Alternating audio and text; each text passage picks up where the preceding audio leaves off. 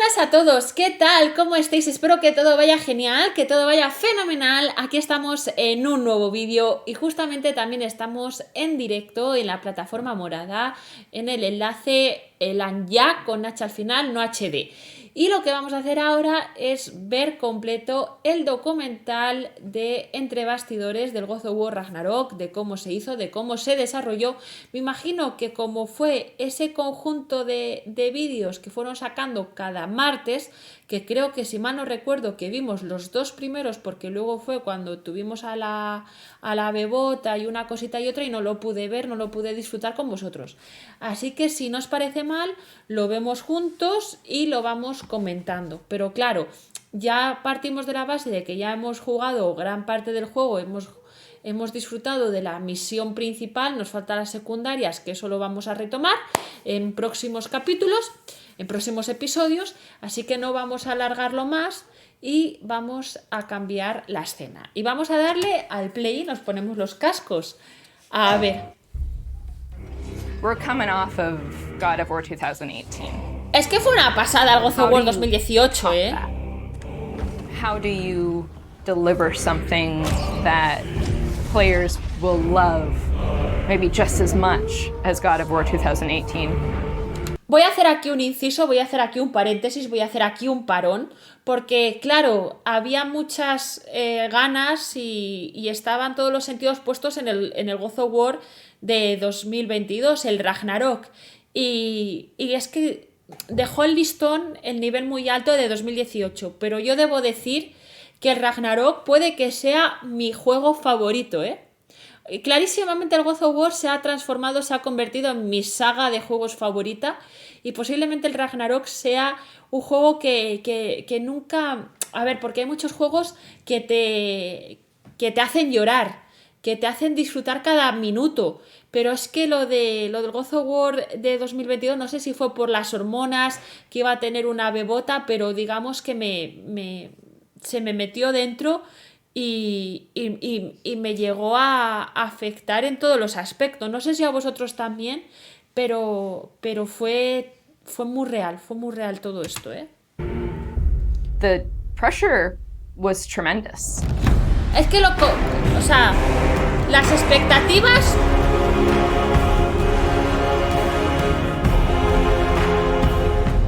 Bueno, el mapa de Yggdrasil, que ya sabéis que ya lo comentamos en su momento, el de la edición especial, la edición coleccionista, la bruta, la Jotun, es una barbaridad el mapa. Todavía tengo que comprar un marco porque quiero ponerlo para que se vea y obviamente pues va a ser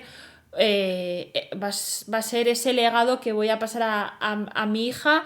Y si en algún momento tengo nietos, pues a mis nietos, ¿eh? Va a pasar de generación en generación. Y cuando pasen 500 años dirán, ¿y esto qué es? Pues mira. My name is Helanyah, and I am the senior producer for narrative. My name is Richard Gobert. I'm the story lead for God of War Este es su Ragnarok. genio, ¿eh? I'm Jody Kupsko, and I'm the supervising dialogue designer. It's my job to shape the story along with our writing team, our narrative director, and game director. As a producer, it's my job to help build a team to create that content, to own the schedule in realizing that content. I oversee the dialogue production throughout De the entire 10 esta titles. gente, Every line of dialogue that you hear, every human vocalization and effort and grunt, our team touches. So I'm a man now, like you? No. We are not men. Madre mía. We are more than that. The responsibility is far greater. In the story of God of War 2018, we find Kratos seemingly having turned over a new leaf in the Norse lands. He lives a quiet life, hidden in the woods, with his wife Faye and their son Atreus. Que tengo que decir una cosa, hago otro parón, perdonadme, pero es que yo creo que el God of War superó todas las expectativas, como os comentaba, pero también llegó a otros ámbitos. O sea, porque, por ejemplo, en el Rewind participó la voz de Kratos, el actor de doblaje español, por ejemplo, Azcárraga, Ramón, que los dos participaron en un montón de eventos, en un montón de canales, además muy grandes, que se nota que el God of War empapó muchísimo, muchísimo. Y por otro lado, estaba escuchando esa conversación, ese diálogo entre Atreus y Kratos, y el actor norteamericano, que se cree Kratos, porque se cree Kratos, él quiere ser el actor protagonista de la futura serie de Amazon. Y yo la verdad que lo veo, porque algunos mencionan a Batista, otros mencionan, bueno, a diferentes actores como Jason Momoa, pero no os voy a negar que el actor que pone voz y los gestos a Kratos lo haría muy bien, porque es que se cree Kratos. And the story starts with them mourning her death, and we learn that she made a final request before she passed away. She wanted them to spread her ashes from the highest peak in all the 9 realms. Es que bien hilado, scared of being a bad father, a bad influence, and as a result, it's made him an absent father. His greatest fear is that he's passed that evil that's inside of him onto his son. You are too quick to temper. You are rash, insubordinate, and out of control. Kratos, cuando era This will joven. not stand. You will honor your mother and abandon this path you have chosen. It is not too late. They befriend Freya, who is an exiled Vanir goddess who used to be married to Odin. They meet Mimir, the self-proclaimed smartest man alive. Vamos a recalcar en varias cosas, que ya decís, Helanyah es una pesada, pero hay que decir una cosa, Freya es una Vanir, al igual que Frey, al igual que su hermano, pero ellos tienen gran poder, ellos gozan de grandes poderes porque están vinculados a la tierra y están vinculados a los mares y están vinculados a ese orden primigenio, original. Pero, y por ejemplo, Mimir no es que sea el hombre más listo, porque hay muchos gigantes con los que Odín interactúa a lo largo de las Edas que son muy inteligentes, que son muy listos, incluso Thor con Utgarda Loki. Pero, por ejemplo, el papel de Mimir, llegamos a la conclusión de que no es que sea el hombre más listo, sino que también es un gran consejero. Ahí está la diferencia entre Mimir y el resto de seres inteligentes, que Mimir es un gran consejero y si se le da voz, si se le pregunta, te va a contestar sabiamente. Eso es lo más importante. Y también tenéis que saber que en el God of War Freya fue esposa de Odín, pero realmente Freya no fue esposa de Odín, sino su esposo se llamaba Oz, el viajero, que podría ser Odín, y Odín estaba casado con Frigg, que podría ser la parte más dependiente, la parte más madre, esposa de una divinidad. Es que a día de hoy los historiadores, los mitólogos no se ponen de acuerdo de que si realmente Frigg y Freya podrían haber nacido podría ser una escisión de una diosa original, como Frey y Freya. Y muchísimas gracias, Ángel. Luego lo celebramos y te contamos lo de la maternidad. Gracias. Who serves as their guide and their confidant. And they meet the Holdra brothers, Brock and Sindri, who are world-class weaponsmiths who end up their main source of upgrades and equipment. Qué grandes Now, los among the enanos, enemies they make are the Aesir gods, whose leader is none other than Odin, someone we never meet in God of War 2018, but who casts a very long and dark shadow over the 9 realms. Y There tanta, are y tanta. consequences to killing a god. Why? How do you know? How do you know? After many adventures, Kratos and Atreus end up fulfilling Mom's wishes, and over the course of that journey, they find out more about each other and about themselves, Va a llorar. and finally find a common ground between them. They become the close family unit that Faye hoped that they Madre would mía. become. Aquí In hilaron God muy of War bien los Ragnarok, we papeles, fast forward a few years, and little Atreus is now a teen, and they're back to hiding out in their home in the woods in Midgard. During the course of the previous game's events, they were forced to kill Odin's grandchildren, Magni and Modi, the Gotcha. sons of Thor. Thor does a lot of the lion's share of Odin's dirty work, and as a consequence, he's a very violent, unstable personality.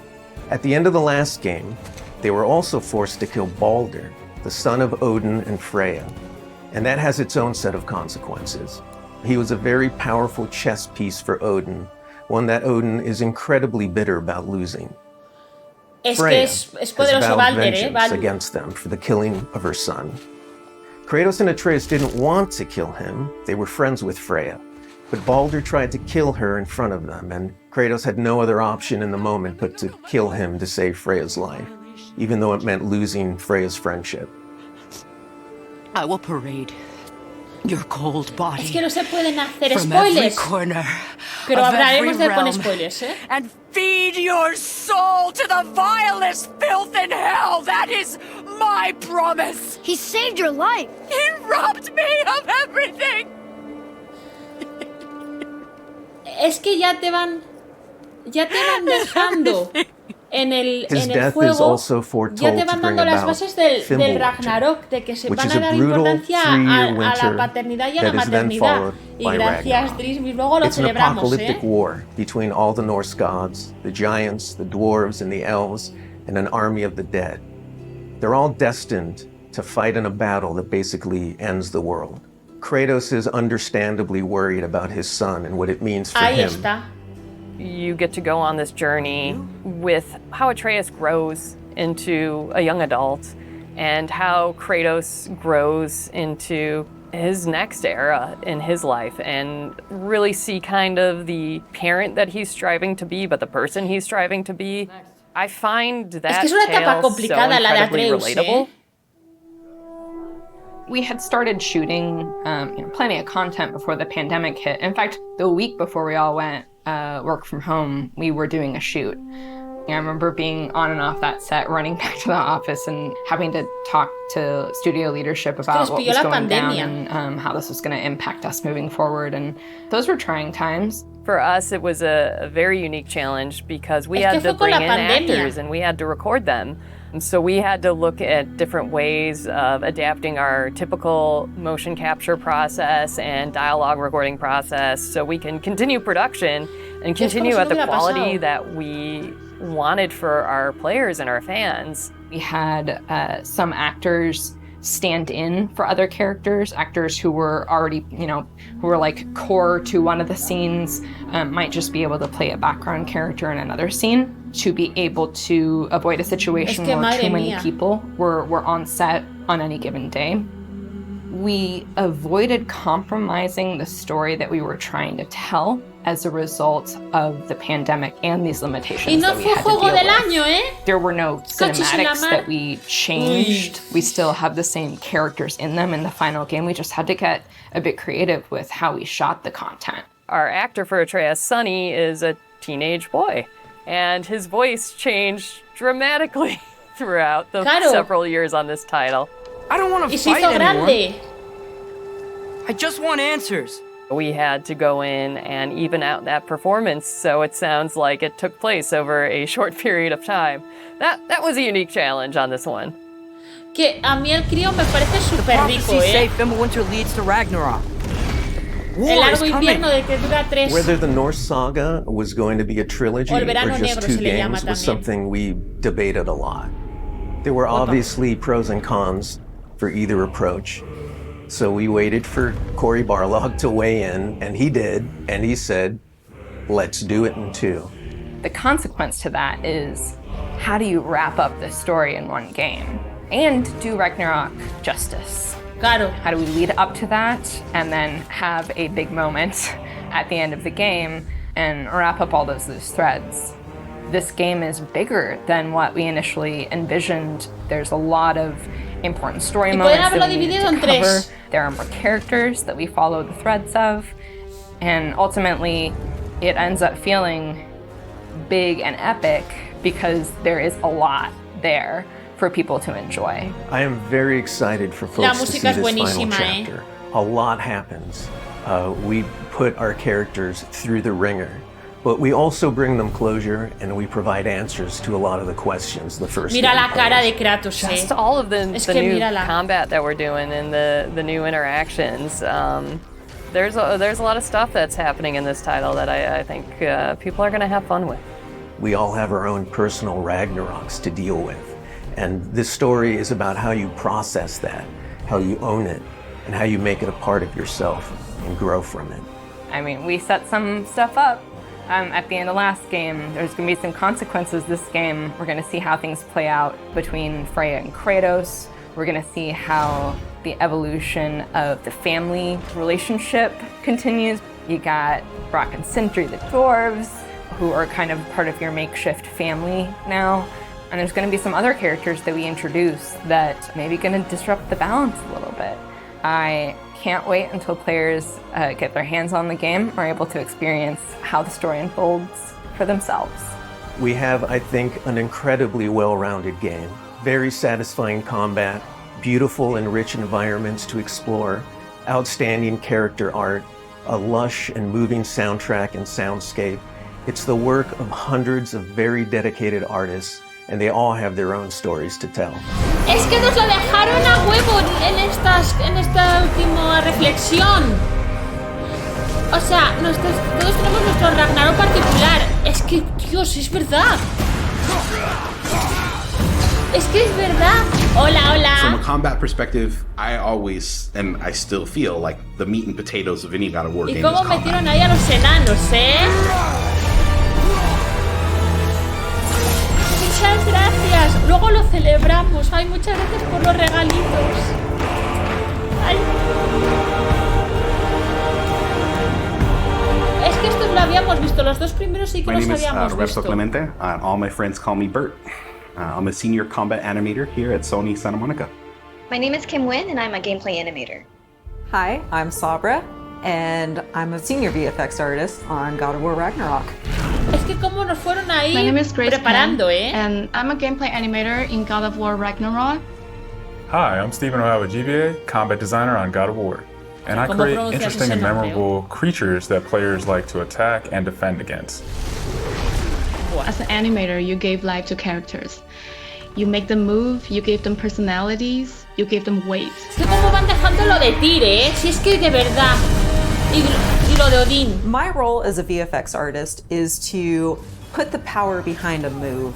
You are in control of fire and earth and water and wind. Whether you are throwing your axe or on the receiving end of jugabilidad an de este enemy juego es spell, brutal. VFX is what really gives the movement and the danger to every move that a character or enemy makes. No es un juego difícil cuando juegas en normal. I work really closely Más o menos. with the design team and the tech art team on this project specifically. We actually work a lot with camera, along with the guidance of our great camera team. So I find myself doing Cómo fight mola, choreography sometimes. Cómo mola. Contra los One of the most saqueadores. challenging parts about being a combat Ay, designer gracias. isn't the technical implementation of creating a creature, but it's really navigating that line between frustrating and engaging. We want to make something that makes players siendo lean mamá, esto te forward and afecta más, focus and really try hard against that enemy and feel good about overcoming that, but we don't want to make them feel defeated if they can't figure something out. And then it feels rewarding. Yo tengo que decir que a mí se me atragantó una parte y lo bajé y no me sentí muy mal. O sea, me sentí mal a medias. Yo sé que voy a volver a jugar a God of War y lo jugaré en normal, con muchísima más paciencia, más tranquila, porque yo sé que a muchos de vosotros no os gustó que bajase el nivel, pero es que como iba a dar a luz en breves, pues no podía perder mucho tiempo muriendo. Entonces por eso quería terminar la historia antes de que la bebota naciera, y por eso lo puse en modo fácil, pero que voy a volver al modo normal e incluso difícil, Y muchísimas gracias por los Prime, muchas gracias a los que estáis usando. Si tenéis Amazon Premium y no estáis suscritos a ningún canal de Twitch, si lo hacéis en Helanyah, pues a mí pues me hace mucha ilusión, porque además si llegamos a 240 guerreros, pues nos ponemos a jugar al Hogwarts Legacy. Y muchas gracias, de verdad. Este vídeo, si no lo estáis viendo en directo, no pasa nada, porque está viéndose en diferido. When you win, not because it was impossible, but because Yo it en was fun and difícil, engaging. sí. After the last game, we've heard the community cry out for more mini-bosses, bigger creatures, and enemy variety. And this time we really leaned into that. So in God of War Ragnarok, you're going to be traveling to all 9 realms. And each realm is going to have like its own theme of enemies that are very unique to that space. For example, in Alfheim, we're familiar with the Dark Elves, but this time around we're going to be fighting Light Elves, such as the Light Elf Warrior. Es que claro, no podemos hacer spoilers. One of the key learnings from the last God of War game is we don't have to think about the camera and how close combat is going to feel. We already have that knowledge, so we can build upon the close camera that we have, and we can iterate on enemies, creating more interesting scenarios.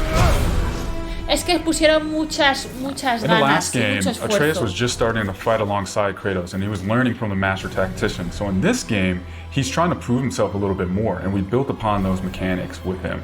The previous God of War, Atreus was still a kid, right? So he has a lot of dependency on his father. And for this game, you will see Atreus moving more independently on his own as a companion. In regards to VFX for Kratos, I think what the players really love is the powerfulness of it. When you are playing as Kratos, you really do feel like the God of War. And moving into Ragnarok, we want to really make something bigger, make it stronger, make it more of a spectacle. You want them to be like, oh my gosh, I didn't know that the Blades of Chaos could get even better, but look at that. Yo creo que fue bastante más hack and Kratos slash. gets more powerful, he's going to have access to newer combos and newer abilities that will increase the combat depth of each weapon. For the Blades, one of the moves that I've really enjoyed from previous God of Wars is the combat grapple, and we're going to be bringing that with a new twist. Dijeron que no iban a sacar DLCs tristemente. To try the blade grapple traversal moves. That brings so much more speed into the movement and the dynamic feel to it. One of the ways we've expanded Kratos combat this time around is we've given more utility and choice to the shield loadout. If you are a parry person, you could really go for a shield that gears towards parrying. If you're a big blocker, then you could choose a shield that will really match your playstyle. One new mechanic or element that I'm really excited about is these combo finishers. Building up the stun meter this time around is going to lead to different ways to basically decapitate the enemy. Este se parece al Kunji de Mortal Kombat. O sea, el Rauke. Another feature that we've added for Kratos is his new pre-fall attacks. You could jump off a ledge, and if there's an enemy below you, you could slam down. Eso no lo usé, pero está muy bien. Apenas, sí.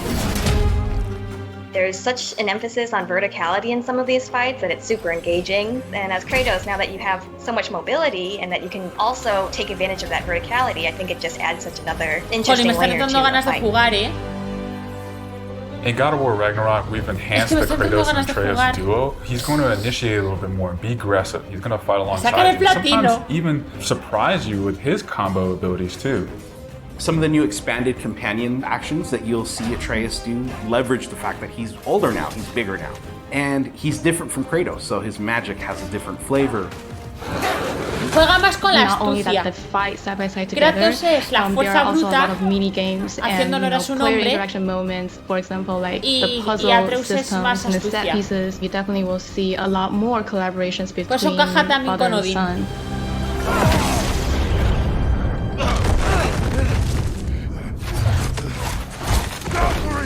Odin must have sent them. Es que There's es eso, so much que te that das goes cuenta into de building la a big cantidad de set gente piece. que trabaja para un You juego, para basically que algo iterate alguien and diga, es que iterate menuda and iterate, basura. and it takes testing and just seeing what works to really figure out the personality of something. Basically, every department gives it their all. ¿Cómo me la to make liaron things aquí, really spectacular. ¿Cómo nos la liaron? There were a lot of different times that I would look back at God of War games just through the ages before 2018. There were so many amazing, huge boss fights and set pieces that it was a huge inspiration for me on my time on this project. For the old father! Hola, hola. Our design philosophy for creating new and memorable enemies is basically making them a combat puzzle, similar to like chess, and focusing on the chess pieces. Each piece has its own theme and its own use. You need to be able to see what's happening in an instant and be able to react as the player. Un DLC de There's a Kratos couple of different descansando. ways that we go into making an attack very readable for the player. Sometimes we add a signature audio cue, or we'll add the different rings, such as what we did in the last game, that lets you know that this attack is unblockable, you need Buah, to aquí dodge morí it. 200.000 veces por no fijarme en los títulos, de verdad, de There's verdad. so many different ways that the effects really helps Es que de verdad. not just show what an enemy is about to do, but show who the enemy really is.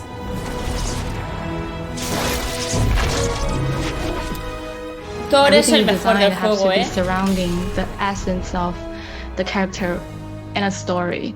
It's what makes it believable and memorable in the first place. Es que la escena con Thor es brutal y Thor mola mucho the en diversity el of juego. enemies that this game has to offer. Da pena. You will be fighting everything from small little creatures to things that will take up the entire Sí, screen. porque ¿cuáles son vuestros personajes All favoritos their de este designs are the Ragnarok? gamut. I think Thor y each one Freya, looks so much different from the next one, and each of them have their own play styles and their own little fantasies that go into it. And Yo so creo que I think sí. if you are really into Norse mythology, you'll be very interested to see how Sony Santa Monica has taken some of these creatures Buah, es la and mejor interpreted escena, them ¿eh? for God of War.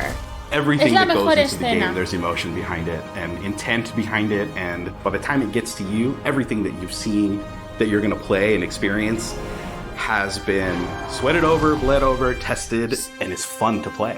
El guión ya de por sí es una brutalidad. Y que lo hayan lanzado de esa manera solo lo hacen genios. A Mimir. I get to lead a team of fantastic and brilliant concept artists, and our role is to create the characters that you see in the game. Es que mirad, por That's favor, los everything from escenarios, the main hero cast you see to the creatures, the gods, and monsters that you come across.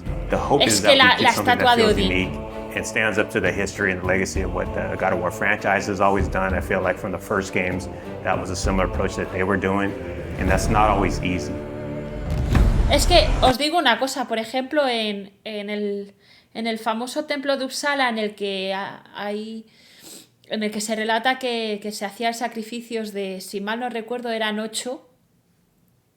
Espérate, que ahora estoy bugueada porque con el tema del embarazo y el parto y el posparto perdí un poco de memoria. Bueno, se sacrificaban, no sé, eran 8 o 9 machos de cada especie.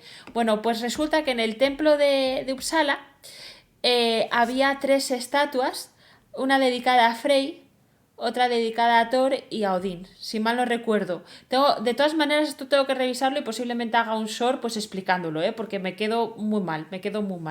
Pues para esas tres divinidades, para Thor, Odín y Frey, porque Frey tiene un papel importantísimo, parece que no, pero era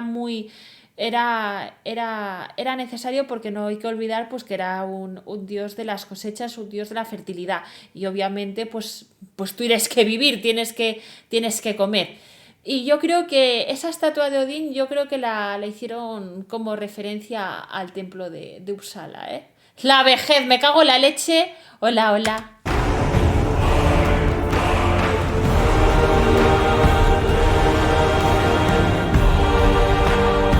My name is Ralph Grassetti. I'm the art director for God of War Ragnarok.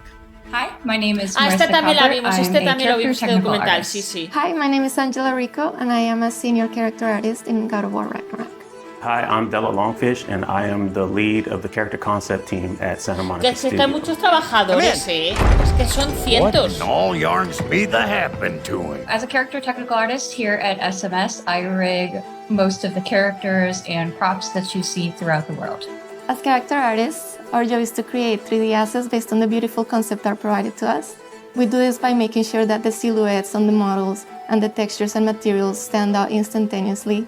So when you see our characters on the screen, we want you to almost like them dan immediately, miedo los or enanos, have a connection to them to some extent before even interacting with them. As art director, I get the chance to collaborate with all the departments in the studio, from narrative to viz dev, because we want to make sure the factions feel correct, all the races. Es que voy a deciros una cosa, por ejemplo, estamos en Svalheim, que sería la tierra de los enanos. Los enanos salen ya desde en el mito de la creación nórdico. Incluso se les pone como puntos cardinales. Hay 4 enanos que están cada uno en un punto cardinal. ¿Y qué pasa? Que se dice que tenían forma humana, pero estaban como aspecto más cadavérico, aspecto más terrible que el de los propios humanos, y que se supone pues que tenían un tono más oscuro y vivían en las profundidades, y que eran unos grandes pues herreros, eran grandes forjadores, eran unos auténticos constructores, unos verdaderos constructores. Y me gusta muchísimo cómo representaron el reino de Svalheim, la región de Svalheim, el mundo de Svalheim, porque es que es total, es tan chulo, de verdad, como que se nota que son todos trabajadores que se dedican a trabajar el metal, la roca, todo. Es que está muy bien representado. This belong to where they're supposed to be, like all the realms have very specific characteristics about them to make sure they all fits within the God of War universe. Y que no eran enanos. Although these are gifts I'm giving to you, so I shouldn't be sorry and you should be thankful. Anyways, here. Please be careful. Qué grande es Sindri, In God of War 2018, we saw Brock and Sindri, and that was the tip of the iceberg of the Huldra. And in God of War Ragnarok, we actually get to go visit Svartalfheim, where they're from. And a great part of that, too, is we want to make sure that we expand the cast. You know, we've just seen a little bit of what was represented, and that was something that we hadn't seen. Svartalfheim is a beautiful place. There's a lot of different biomes. You go from wetlands to mountain springs, and took a lot of inspiration from hot springs, from the minerals that you find, a lot of colorful minerals, a lot of resources. So the dwarves, being the races that they are, we knew we wanted to play on that as well. So you see their influence on Svartalfheim on every corner. Voy a hacer otro último apunte. ¿Cómo se nota que es que en todo, en los juegos, en las películas, incluso en la propia música, seguían para sus escenarios Islandia? O sea, Islandia, esa tierra que yo tengo muchas ganas de ir, me gustaría ir algún día a Islandia, porque es la tierra donde nacen las Edas y las sagas. Es decir, que esas historias que conocemos de los nórdicos, de los dioses, pues proceden de Islandia, que además Islandia tiene un paisaje completamente distinto, diferente al que solemos ver. Bueno, no sé qué pasó este año, que la gente se fue de vacaciones, todo se fue de semana a Islandia. Vi un montón de personas que se fueron de vacaciones a Islandia, no sé si había algún descuento o habían hecho alguna cosa, pero curioso. Y es la tierra donde se forja todo el mito nórdico. Tiene que ser espectacular, es que es eso, cómo cambia el paisaje de un país a otro. Y también os digo una cosa, que las gentes que partieron del continente por esas luchas que había, por esa centralización del poder, que huyeron a Islandia y que se fueron pues con madera, que se fueron con un montón de materias primas, porque es que en Islandia no había nada. No había nada. Y ojito, muchísimas gracias por las suscripciones, que luego las celebramos, Ojito, cuidado, Where you're going to find a lot of water environments. There's quarries. It's a very industrial city. It's very organized. Es industrial, and you can see exacto. all the dwarves putting all the work into creating this great city where they live in. Knowing that they're blacksmiths, that was kind of reflected within their clothing, and you see that within the houses and every inch. You want to make sure that both the environments and characters had a cohesiveness that felt like every inch of it felt like it went together and was designed specifically by them. And again, that's something that we haven't seen in some of the other realms, and is unique to these characters and their location. And the hope, it all goes together and creates a feeling within a realm that you're excited to see, feels unique, and really creates that sense of wonder where you want to go back. Es que da mucha penita. When designing a character to match the geography around it, first it's definitely dictated by the biz dev team and the narrative team and the story team. They make sure the character is designed for features that fit in with what they need. When designing the Grims, we took a lot of inspiration. Ahora, pues hablando de necesidades, estaba yo sacando ya saga y estaba pensando en el juego y dije, ostras, mira que en la saga griega había un montón de desnudos, había escenas subidas de tono, había minijuegos para ponerse a hacer bebés, pero qué evolución, ¿Y cómo mola sin tener esas escenas, Inspiration from the environment. So we took a lot of inspiration from lizards, creatures that kind of belong to that environment. They have those big claws. There's small critters to the big ones, and really building up that race, making sure they kind of belong and that realm lived in, and that ecosystem felt like very diverse. Making sure that it feels natural and believable is a big part that goes into the design elements. So our artist, Stephen Oakley, pulled a lot from the environment concepts that Luke Berliner and his team were doing and put a lot of those into actually the skin texture, even the bulk and volumes that you see in the characters. So it really does feel like not only do they belong in it, but you're able to see them and they stand out for the combat experiences with the character.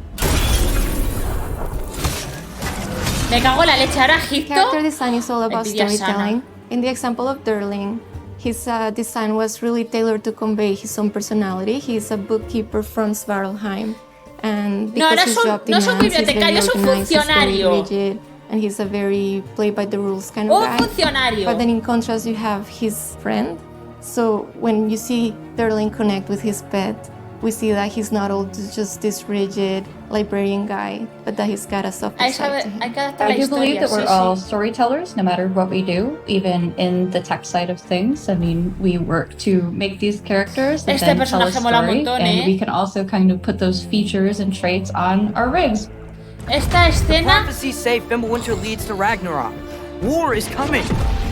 Svartalfheim, the dwarves, working with different races from different realms, so definitely seeing Ragnarok and the impact of that into the realm, it puts them into this position that's very interesting to see which side they take and things that they're building. So as you go through the level, you find out a lot more about this race and the political situation that is happening while Ragnarok and Fimbulwinter is taking place. Hey, dwarves! Cómo tiemblan al ver a Kratos, They're running away.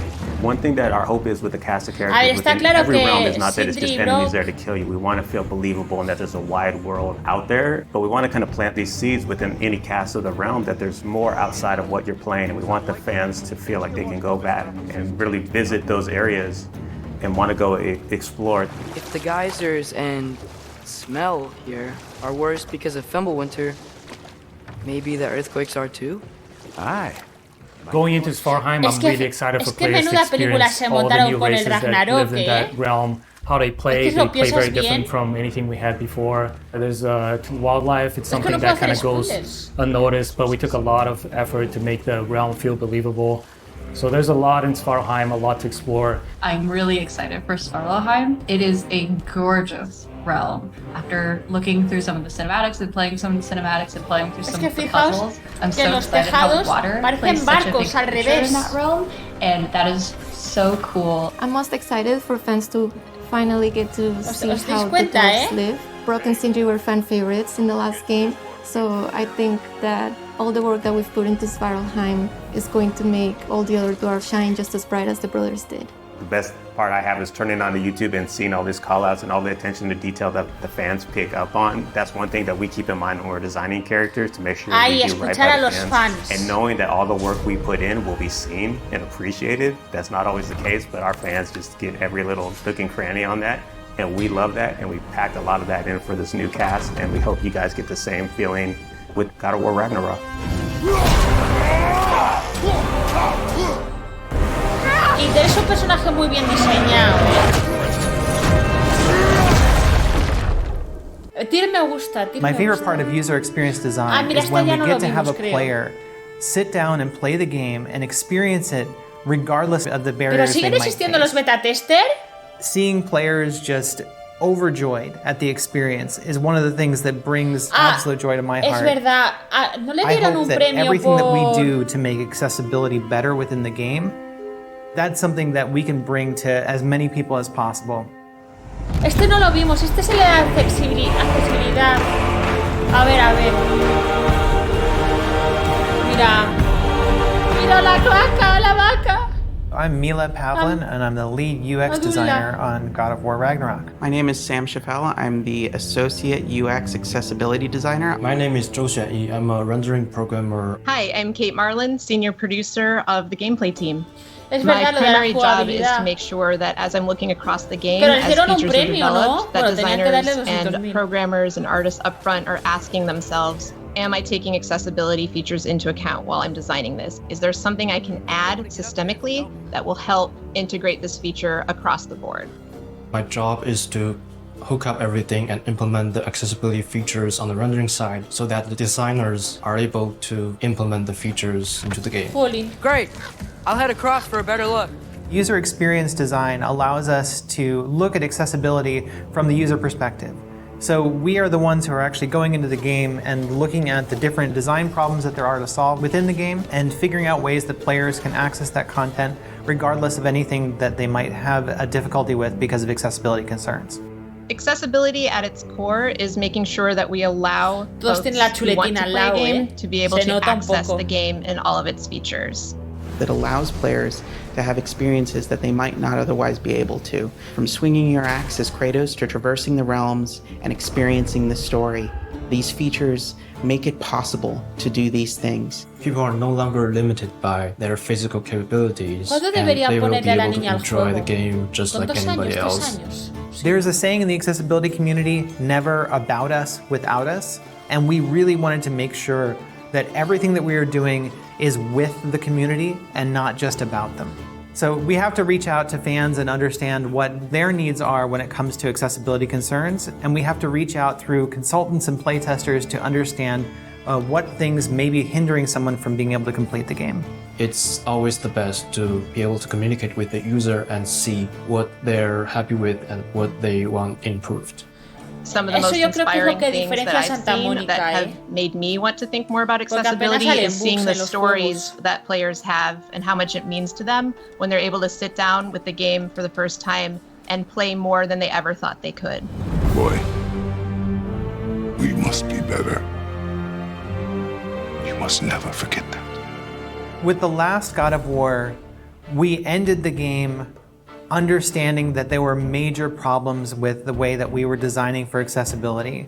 Based on community feedback from the last title, we've Espera, dice Jan que yo soy desarrollador y a mí me da la sensación de que han sufrido de crunch que flipas, porque ya en el primero comentó los problemas que tuvieron, que si divorcio, salida de mucha gente, la jefa de estudio con depresión. Parece que por suerte han tenido mucho por reusar y lo que hubiera por hacer lo supieron hacer bien gracias al primero. Chapó por ellos, que se metan un descanso ahora. Es que si mal no recuerdo, en el documental que sacaron del God of War de 2018 se notaba que las últimas semanas habían sido de estrés total y de muchísimas tensiones. Es más, una de las no sé si era directora, se emocionaba porque llevaba tiempo sin ver a sus hijos. Y el propio actor que pone la voz y los gestos a Kratos también era consciente de lo duro que es este mundo. We've incorporated several features into this title to make the experience more accessible. We talked to them about what they needed in order to play going forward, and we started to prioritize things very early in production. I think that was one of the biggest lessons we learned, is that early production, making sure that we have everything in place at the beginning of the development cycle. If you're trying to bake a blueberry muffin, you don't wait until the end to put the blueberries in. You make sure that it's in the batter. And with accessibility, we needed to make sure that we put those blueberries into the batter at the beginning so that they could bake in and we would have accessibility at the end. By having controller remapping, by having assists for things that seem trivial, we allow people to get past those blockers and experience it in a way that it's intended. The features that I am most excited for players to try out are the combat assists. I think that these are just amazingly fun to use. In the last title, we had a feature called Recenter on Attack. Every time you'd hit an enemy, the camera would make sure that enemy was centered. When we're looking at God of War Ragnarok, we've expanded those combat options to allow for recenter on swing, which means that as you swing your axe in combat, you're going to slowly orient towards a different enemy. This is one of my personal favorite features, because every time you swing the axe or swing the blades, the camera recenters towards the enemy. This allows players to go into a space, and if you have limited mobility or if you're unable to utilize the look controls, you can still target different enemies even though you're not hitting them. One of the most important areas of innovation that we have on God of War Ragnarok would be the increased controls access that we've allowed. So, for example, players are now more able to remap the controller and choose from a wider range of presets. The feature that I'm most excited for players to try is the Collector's Mode. Collector's Mode highlights collectible objects in the game, such as ravens, so that they're much easier for players to Me cachis en find. los cuervos, de I'm excited for verdad, players to try various features Qué that we've estrés los created, cuervos. from high contrast mode to traversal assist, auto pickup to navigation assist. Luego Navigation charlamos, assist was ¿eh? one that I particularly am proud of because we Y hablamos went from del pelo, not si being able to queréis. have someone navigate through the game at all to having someone be able to navigate using just a navigation assistance ping. So we looked at games like The Last of Us Part 2 and how they were navigating players through their world with low vision play. And we took our own internal compass system and were able to actually allow players to rotate their camera towards the compass and navigate to their next objective. El tema de la brújula. Other features to look out for would be subtitle customization. So, for example, you can color the subtitle differently from the speaker, and you can even have the speaker name show up or turn that off if you don't like to see that speaker name in front of there. You can set a background for the captions. So when you're seeing the text, if you need more contrast behind the text, that's an option that's added in there. Another cool, exciting feature that we added was directional indicators to our captions and subtitles. So wherever a noise caption is coming from, the arrow will be pointing to it. So if there's a character speaking and you see the subtitles on the screen, there will be an arrow pointing out also where that character is relative to the player's camera. Os digo una cosa, Os voy a decir una cosa. Dice Jan que en Art Session que Santa Mónica subió todo el arte de personajes, de escenarios y demás. Pues hay que echarle un vistazo. De verdad que sí. Para que, fijaos todo lo que hay detrás del juego para que luego una persona vaya jugando y haciendo pasando todos los diálogos, pasando todos los análisis, todas las descripciones, todo así, pa. Ay, a mí me duele, me duele. All these features will enable players to experience the game in different ways and adjust the challenge to their needs. Some of the things that I found useful are just settings around kind of reducing the amount of inputs I have to do when I don't feel like it's super necessary for me to control that aspect of the game. This one has helped me by having options like traversal assist, which just kind of makes the character walk over things and climb up things automatically, which reduces the strain on my body, so I can just get ready to fight rather than just be spending time like traveling over things. I think a big misconception people have about accessibility features is that they're only applied to certain people. It's not about making a game easy. It's not about adding cheats. Accessibility controls are beneficial for everyone. It's beneficial for people with disabilities to be able to better engage with the game, but also open up those menus and see what they can do for you. People think accessibility means easy mode. And it is absolutely not about easy mode. If someone is unable to use their hand, for example, it doesn't mean that they want a lower difficulty. They just need it to be able to set the controls in a way that allows them to use the controls differently. I'm partially deaf, so I can only hear out of my right side. And the fact that they had audio panning made me really, really happy because I still can feel vibration from my left. So I just channeled more of the audio through to my right side, which enabled me to hear everything just kind of better. Growing up playing games one-handed was very challenging. Early games didn't have all the accessibility features that games like God of War Ragnarok and The Last of Us Part 2 have. There's a stronger motivation there to be a better developer and a better designer when you know that you are making people's lives better by allowing them to play. The future of accessibility in video games is very exciting.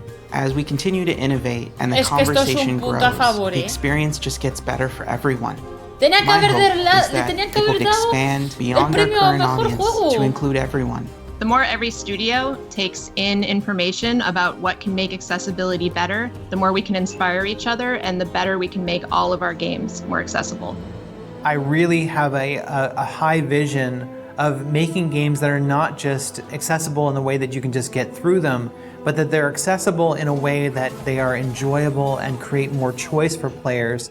When we look at the way that the industry is turning, we're moving away from this idea of let's just get the player through the game and more into how can we make an accessible game the most enjoyable experience, and how can we integrate these things into our games at a core level so that every player has access to those things. And as we expand that, I think that we're going to see an industry that is not only more accessible, but is more enjoyable overall.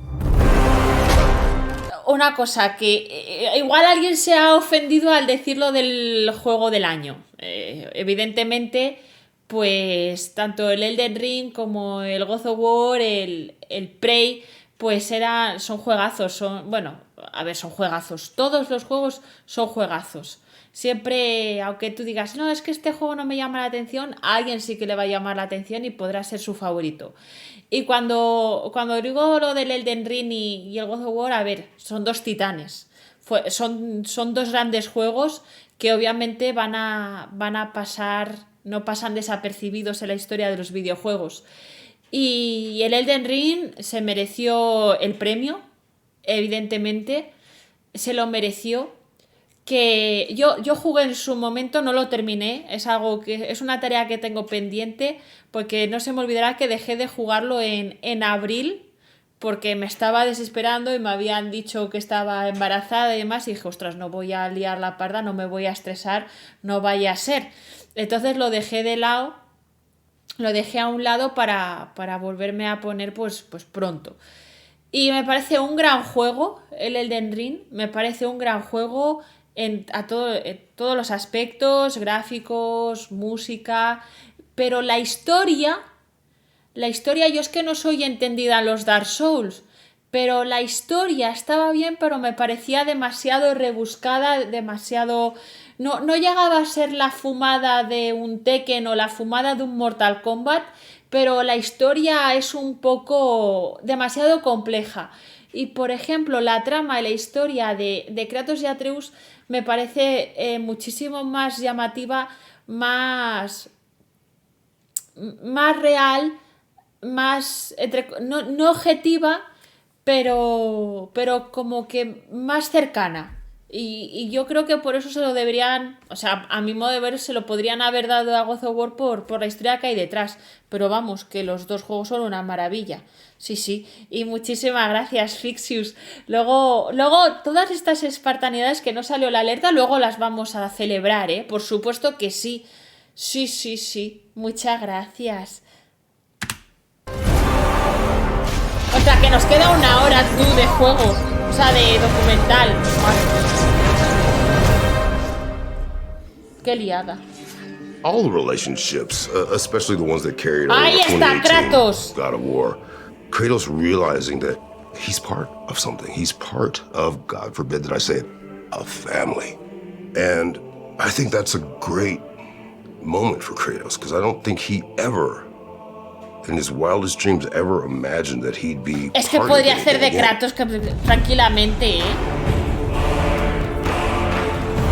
Está fuerte. Tiene la voz. Es que vamos. Mira, este tiene Christopher Judge, and I play Kratos. Hi, my name is Bruno Velasquez. I'm the animation director on God of War Ragnarok. Eu sou o Ricardo Juarez e sou o dublador do Kratos no Brasil. أنا هشام الشاذلي بلعب شخصية كريتوس في النسخة العربي من الإصدار الجديد لGod of War. クレイトスの声を担当させていただいております三宅健太です。Hi, my name is Eric Jacobus. I'm the stuntman for Kratos, as well as the stunt coordinator for God of War Ragnarok. My role as an animation director is really there to assist Chris and the other actors on the style of movement that we want to keep consistent across the characters. I always think physically bigger. So I try to stand bigger. I try to stand wider. I try to stand more firmly.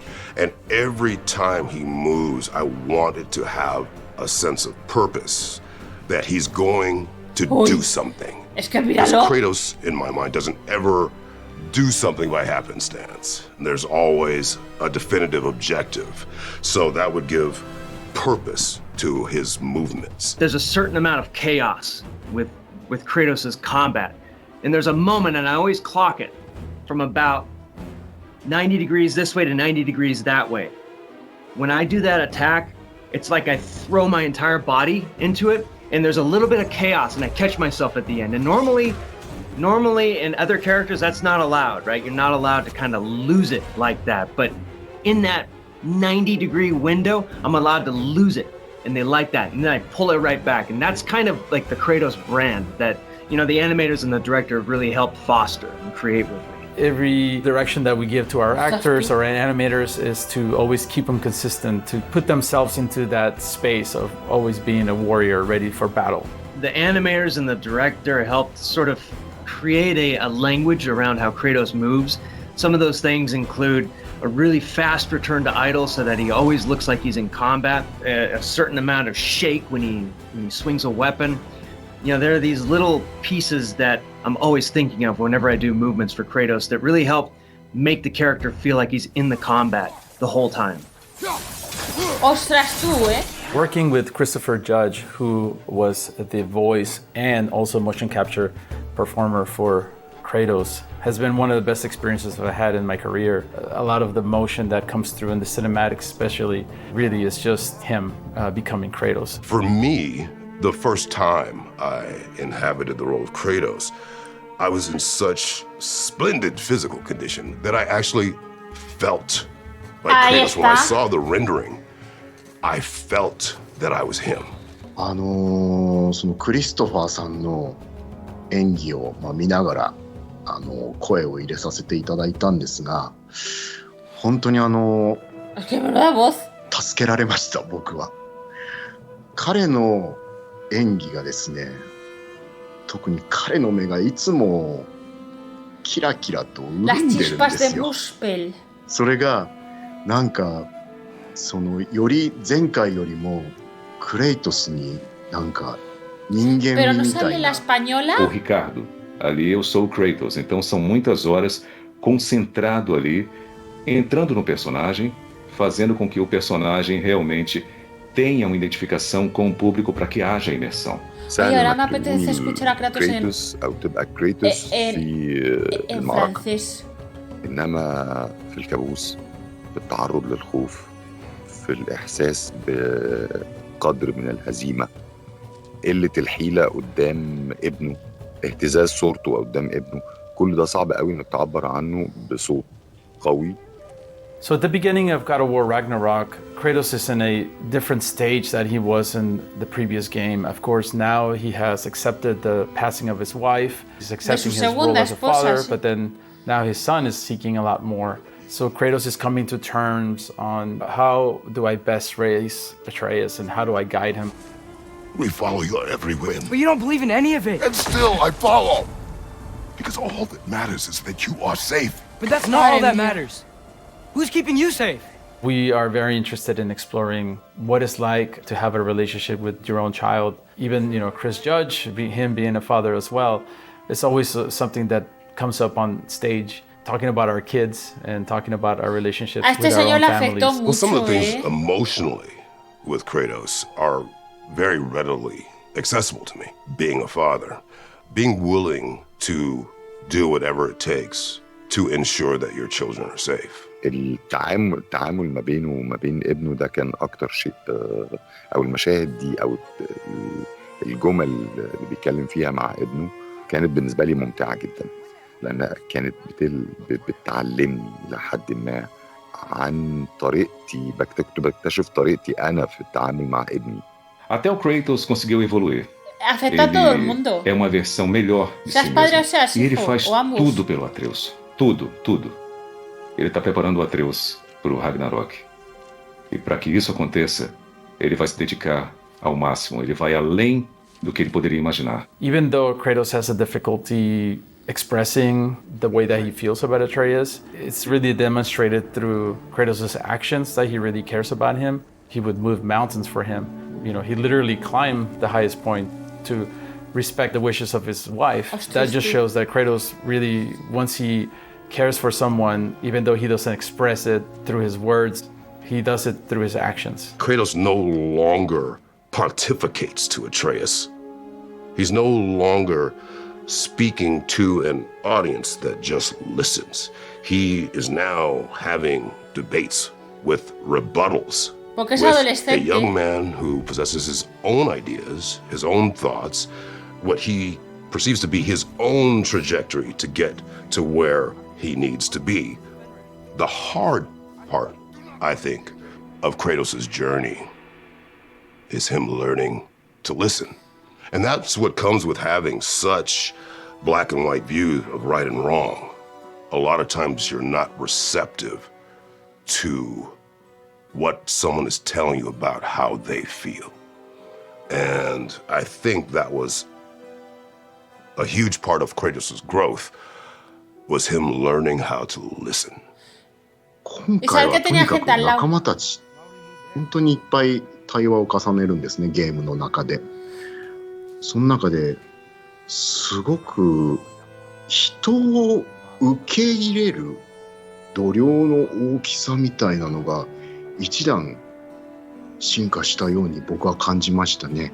何かを大きく受け入れる器みたいな、心の器みたいなものが本当に一個進化したんじゃないかなって思ってます。Ay, esta escena. Hey, don't go forgetting this what'll get you there. Another fun part about being on set is just seeing Chris Judge and Sunny Suljic just interact with each other. Almost like Kratos and Atreus interact in the game. They become buddies throughout the years, and it's almost like father and son relationship is almost manifested on set the same way. I met Sunny when he was 10. So I've seen all the stages of his development. Now, in Ragnarok, he's a teenager, feeling himself, good-looking young kid. O en Austria, me da igual. Ideas.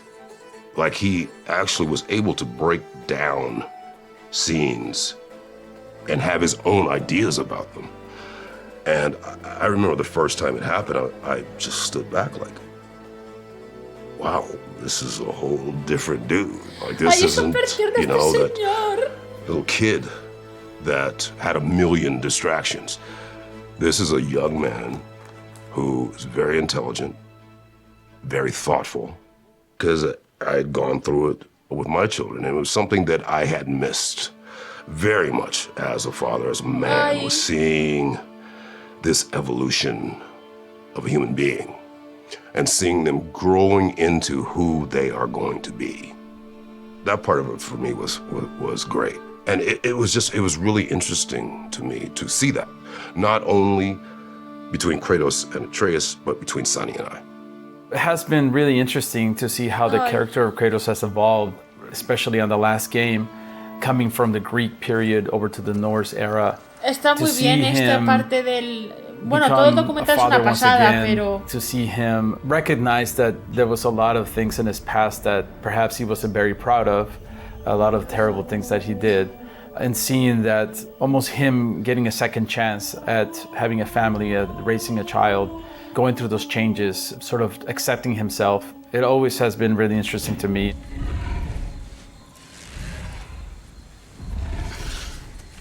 If I do this... No me muerdo las uñas. Fate only binds you if you let it. Do what is necessary, not because it is written. I'm so excited for people to be able to continue this journey called God of War Ragnarok. My youngest son, who is one of my harshest critics, said, Daddy, I didn't want it to end. Ay. Well, neither did I. I missed every day that I wasn't with this collaboration of folks. So if you loved God of War 2018, I truly hope that you have a chance to experience Ragnarok. It's gonna blow your socks off. Truly.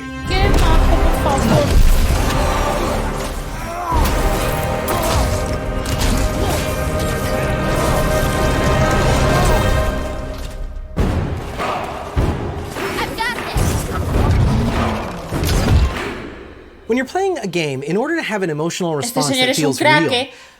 A ver, una cosa, y ya no paro más. Cuando habla este señor, no sé si a vosotros os pasa, pero se me ponen los pelos de punta, se me pone la piel de gallina, me emociona, porque es que yo creo que el casting para el juego creo que fue de 10, porque el hecho de que cogieran a este señor, que yo al jugarlo me transmitió más sensaciones, yo creo, que por los gestos tan naturales del hombre. Y lo hace muy bien. Y yo os digo una cosa, si sale una nueva entrega del God of War en eso, no sé si en América, en Australia, donde sea, yo quiero violencia y que no, o sea, que sea como sea, pero es que con el Ragnarok yo solté una llorera increíble. A mí me sacan otro juego igual y a mí me da un mal, Yo lo que quiero ahora es como la griega, que sea, quiero reventar, porque es que si no, es que me voy a deshidratar a lloreras. Music Yo quiero can help violencia. generate that connection to what you're doing. Este señor es un crack, la música es brutal.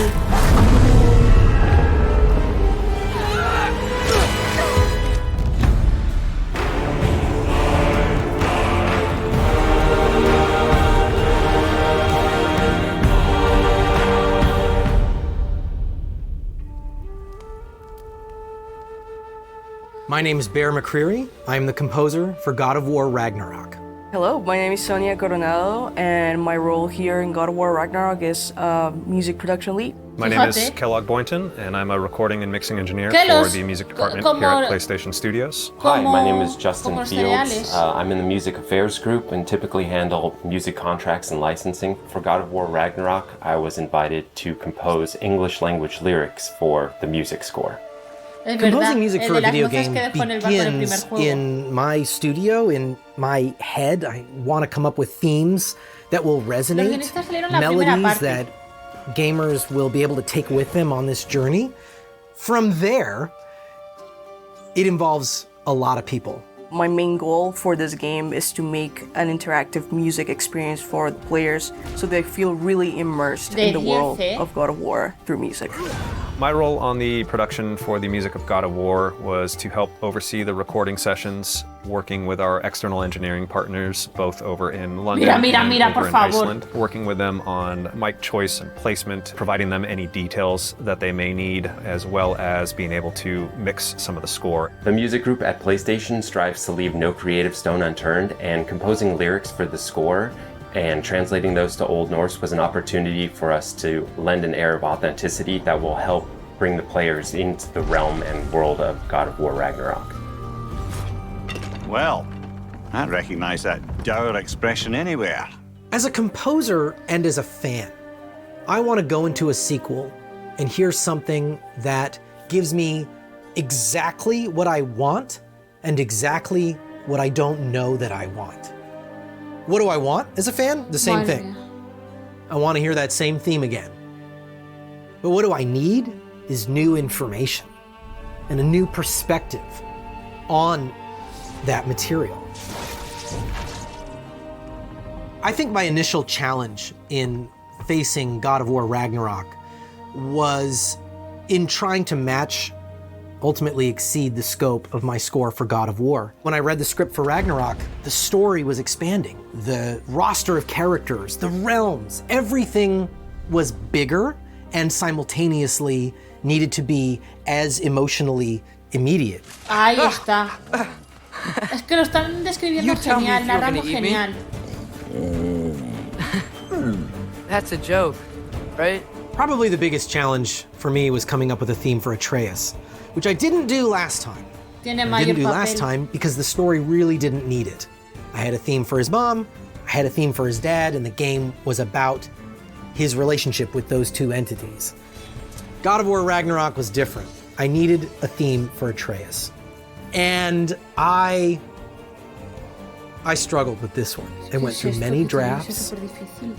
Finally, I came across an idea of using the Nordic folk instruments predominantly to be his theme, to pull back on the orchestra and almost get rid of it. And I got a really small group of strings, just 5 strings, had them start chugging away. Dun, dun, dun, dun, dun, dun, dun, dun, dun, dun, dun, dun.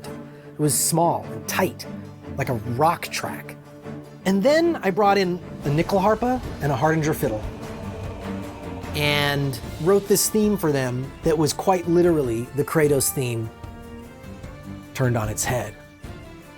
Instead of bum, bum, bum, bum, bum, bum, I just turned it around. Bum, bum, bum, bum, bum, bum, bum. It's telling you twice in a row. Twice in a row it tells you, hey, this is the Kratos theme, but it's backwards. And I pitched it like this. I said, Atreus' theme has got to be scrappy, it's got to be smaller. He's growing up. We don't want it to be as big and ominous and powerful and slow as the Kratos theme. It's got to be different. So it's going to be a little smaller. And I hit play.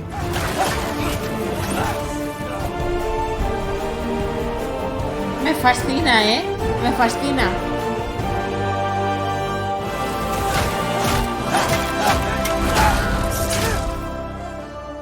And at the end, I remember Eric Williams was quiet and Corey was laughing. Corey was like laughing at me.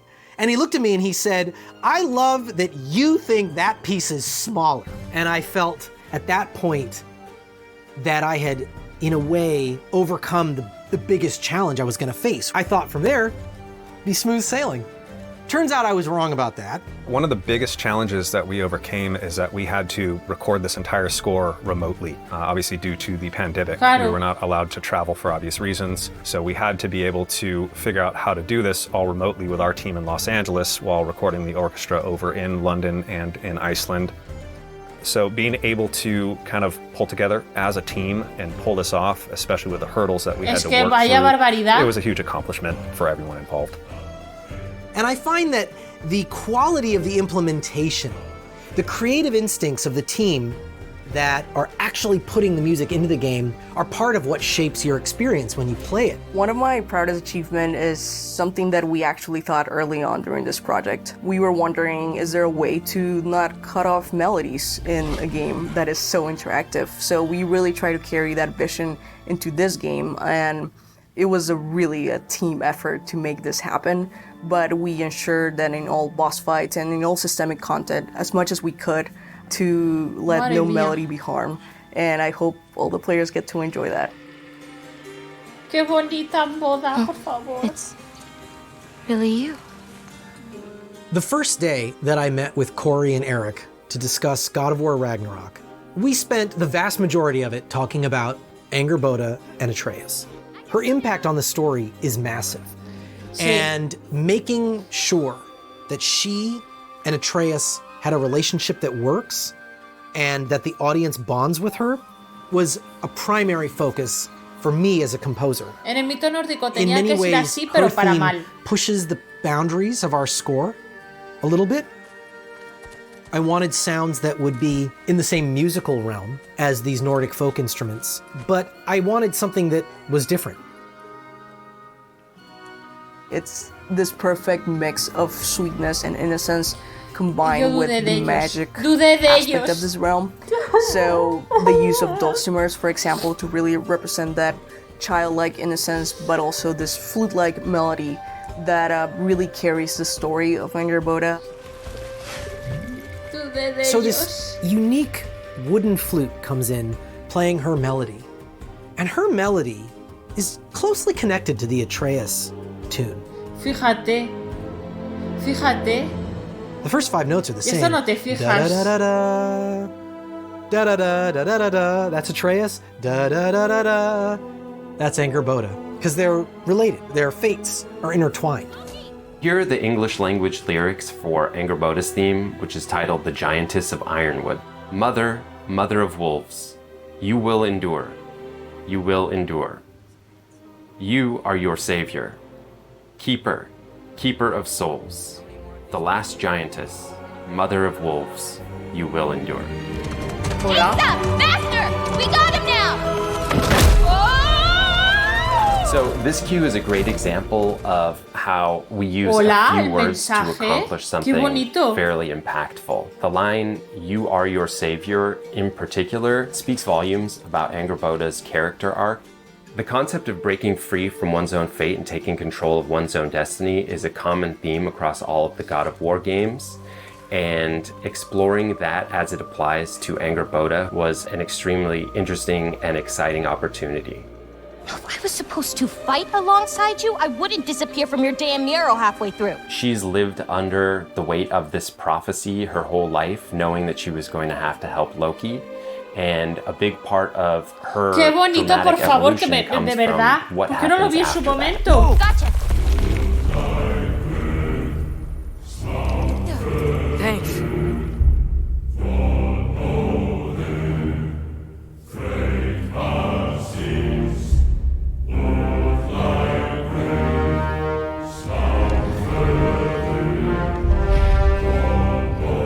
O sea, es como emociona,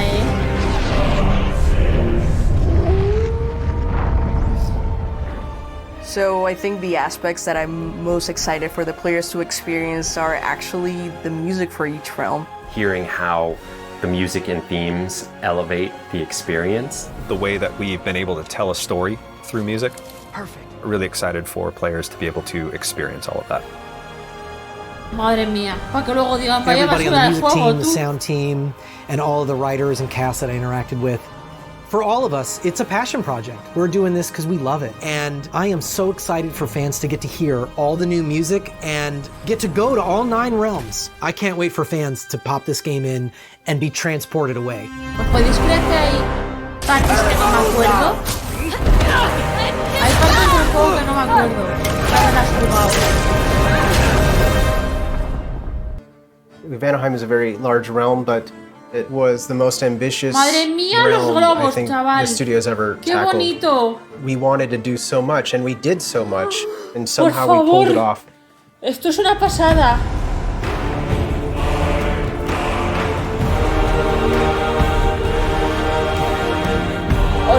Ojo, muchas gracias. Luego, hola, Hi, San. my name is Aaron Contreras, Luego and I am a hablamos, senior environment artist at Santa Monica Studio. My name is Helanyah. My role on the game is a 3D environment artist. My name is Jeremy War, and I'm a senior staff level designer. My name is Elizabeth Bright, and I'm a level designer at Santa Monica Studio. Hi, my name is Christopher Lloyd, and I'm the lead visual effects artist. My name is Carol Williams. I am Madre the mía. level design producer on God of War Ragnarok. As a level design producer, I help create the world that you see in the games. We work very closely with the environment artists, VFX artists, lighters to really bring the world together. My Madre role mía. as a level designer, I get to create a lot of the really interesting and different gameplay spaces that the player gets to play through. Level designer will create the map already with some very simple environment. Our job is to make Cómo han it pretty and evolucionado make las it real. cosas de verdad. So my role as a visual effects artist, if you made a cake, we would be the frosting. So we add the art on top of other art. For example, Kratos' blades, barbaridad. we do the fire on them. If there's weather, snow, magic, that's all visual effects.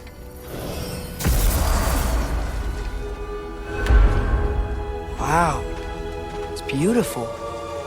And, wet. It is also dangerous. We didn't really see much of Vanaheim in the previous game, other than that little window in Es Freya's verdad, house. es verdad. So what we did was we took that little window and we just really expanded Que that. se ve and we reventado. almost kind of turned that into like multiple different biomes, all within one realm. You know, you've got the jungles, you've got the savannas, you've got these ruins, you've got caves, you've got kind of like swampy areas, and they all Es kind que of dices, retain a ay, qué little bit of bonito, that qué bonito, palette pero va a from haber that algún enemigo original que te vaya a window. reventar. We pull a lot from Norse mythology as we're creating the different realms, but we've also added our own unique twists and inspiration to each of the realms, so the player is A ver, el surprised tema de each los time they play dragones. through, with the added layer of Fimbulwinter and the upcoming war to add tension and build interest as the player plays through these different sections.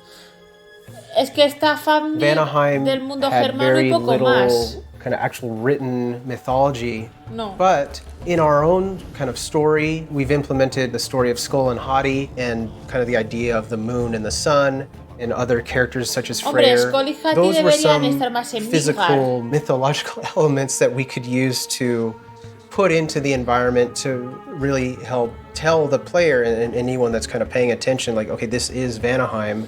Pretty much it originated Porque from si mal no recuerdo, the concept art and the storyboards that the artists Frey created in terms of coming up with unique tenía el poder visions sobre for Alfheim. what a Vanaheim jungle could look like. No, so Vanaheim. pieces showing sort of the thick jungle, the canopy, from those sort of visual En Vanaheim cues, tendría we que haber más basically dioses. lay out the player's Pero journey no nos through dicen nada las Vanaheim fuentes, as it o sea, las adheres fuentes, to the narrative direction. los textos. Vanaheim is extremely different than all the other realms that we visit. Tendría The que estar eso grotto más vinculado a la specifically, or naturaleza. the crater, where we actually get to see that Posiblemente. world.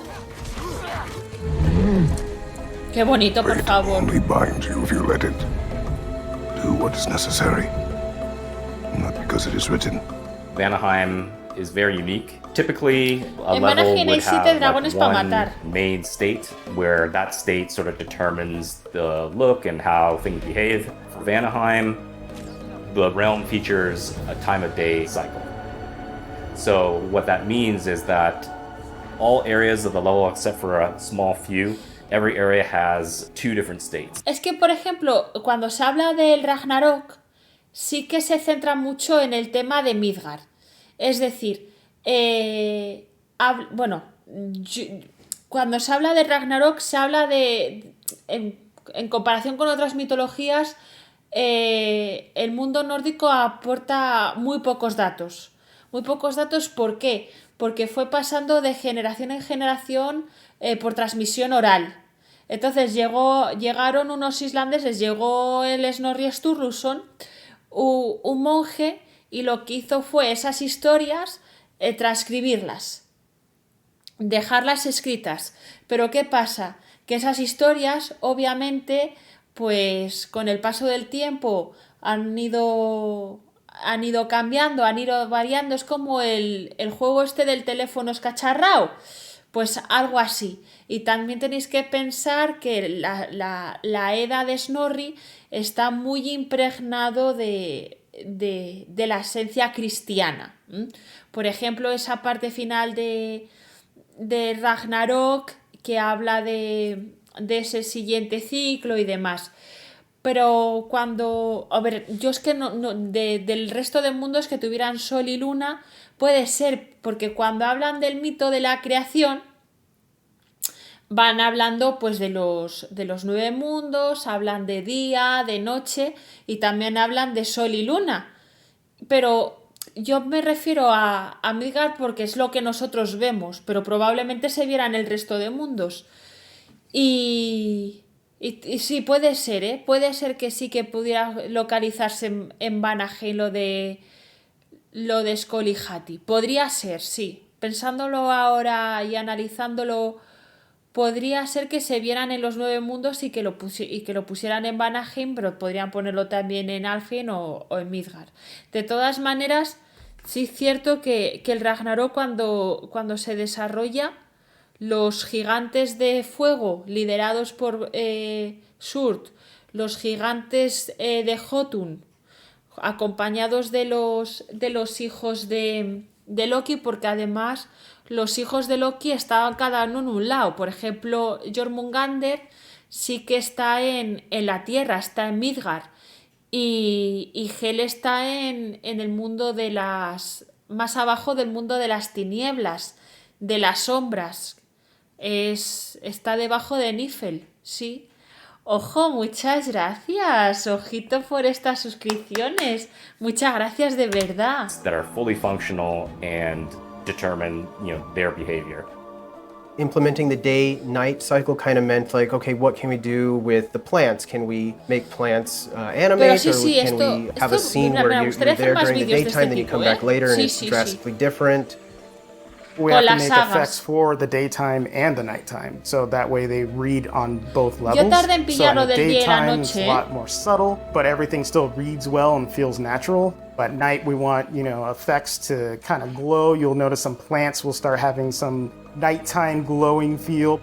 There's certain foliage or plant life that would be active. Different wildlife could be active. Enemies that the player may fight are tied to the time of day. And the way that Vanaheim is set up, the level can transition from one state to the other at a moment's notice. And that's particularly important once the player gets control of the time of day later on in the game, where they can pretty much change it at their discretion. Es que hubo una escena en la que tenías que cambiar de noche a día y tardamos tiempo, Sí, sí. To work correctly. La del pivote en medio del lago. Challenge to accomplish.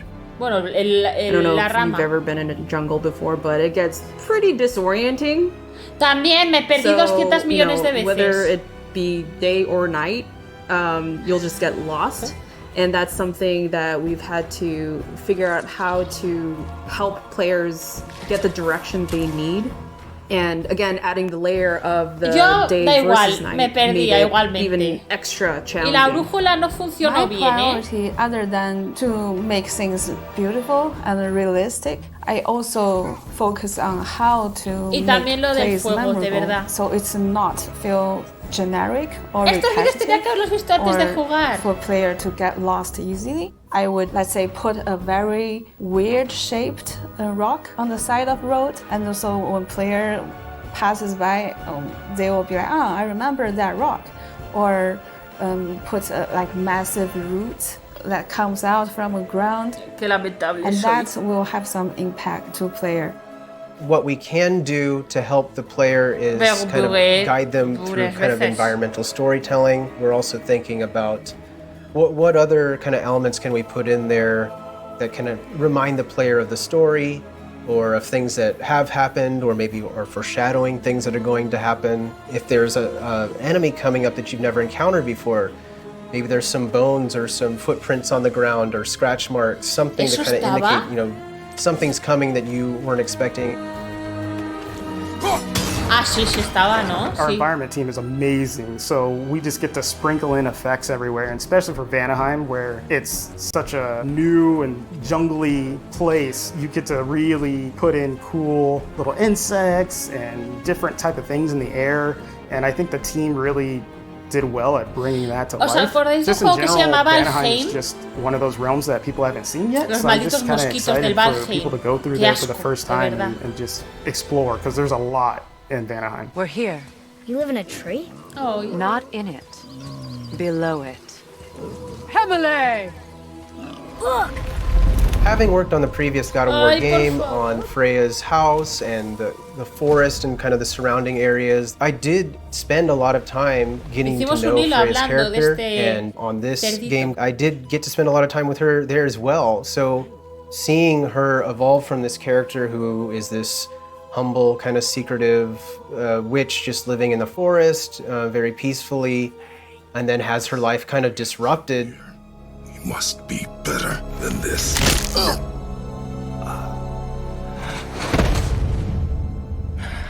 In the last moments of God of War 2018, what Kratos had done to Freya by killing her son. He saved your life! He robbed me of everything! We left off seeing Freya very angry and bitter towards Kratos, wanting revenge. Oye, la tortuguita We are discovering está Vanaheim along with basada Freya en la because she tortuga hasn't de been back in la the realm in a long time. de la historia interminable. I hardly recognize it. I used to play hide and seek with Freya in the crops. At harvest time, we'd dance and feast until the sun rose. Why did I have to come back here? Be reminded of all this. We want to show sort of the decline that the realm has suffered in her absence, sort of the heartbreak that she would feel when she revisits areas that were once vibrant, that have now succumbed to Odin's forces and their occupation of Vanaheim.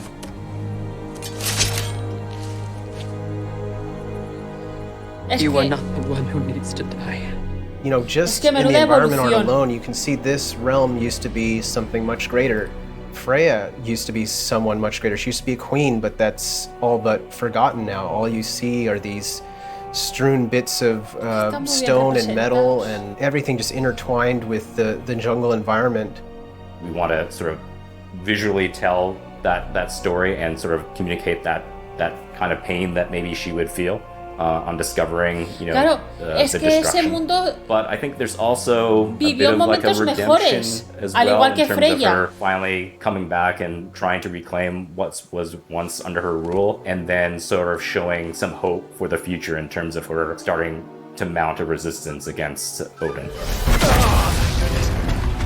On your right! Just seeing everything put together, seeing Los what sirvientes de environments Frey. did with all the creatures and the animals and the plant life. My proudest moment with our game is just seeing all of it from start to finish coming to life. The people that worked so hard on it. They really Se nota que está hecho worked con hard mucho to mimo, pull that world together, and it really shows in how fun it is, even how beautiful it is. Seeing what it became is really amazing to me. When designing a new realm, we definitely take player expectations into consideration, as we want to still surprise and delight the player by creating a new space that they have not seen before, but also still maintaining the high standard of quality that we've provided to them in previous realms. Es que It feels good to see, once everything is put together, how much impact it really has. The last time I played it, it's fantastic, and I think people will really enjoy it.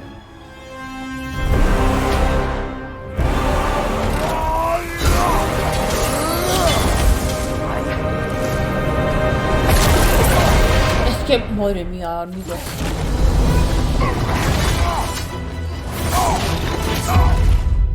Esto salió antes del juego. At least the emotional through line of the scene is it taps into some of the fears that we have as parents. ¡Ay! ¡Ay! ¡Qué bonito! ¡Ay! La muerte de Negan fue innecesaria hablando al respecto. A ver.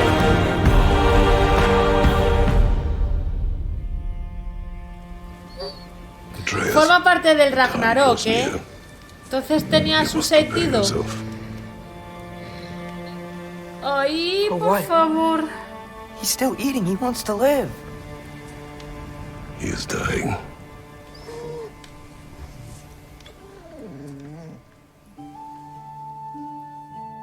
I'm Matt Sophis. I'm the narrative director on God of War Ragnarok. Hi, my name is Estelle Tigani, and I'm the cinematics producer on God of War Ragnarok. My name is Ronald Velasquez. grandes, I am the animation director on God of War Ragnarok. Hi, my name is Erica Pinto, and I'm the lead narrative animator on God of War Ragnarok.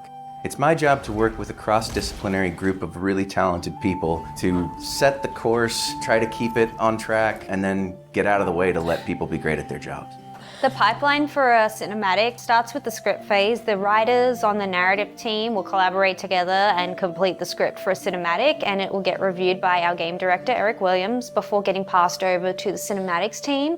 My job on the cinematics team is to help guide the cinematics through the pipeline, track tasks, make sure everything is on schedule and on time. I work very closely with many departments, including our visual arts service group and our cinematic arts group, and we work closely with them to develop the staging, the previs of our cinematics, and we go to the mocap shoots. My role in God of War Ragnarok was to oversee all the animation direction across the entirety of the game. It was definitely a big challenge because this is one of the most ambitious games that we were done at the studio for sure.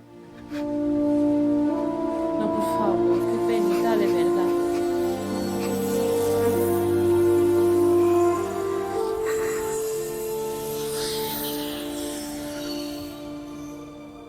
Today we're going to be taking a look at one of the cinematics in our game, one that we called Fenrir Returns. Kratos and Atreus have traveled to Helheim to fix a mistake Espérate, that esto Atreus salió made después del juego, while ¿no? working for Odin. He ended up freeing Garm, the Hound of Hell. It led to a massive fight, and they ended up having to put Garm down. But they didn't do it in the conventional way that you'd Esto sí que expect fue from God of War. innecesario, la They muerte de didn't Gar just también, ¿eh? kill Garm. Atreus ended up using a soul that was trapped in his knife. Please work, please work, please work! I'm sorry!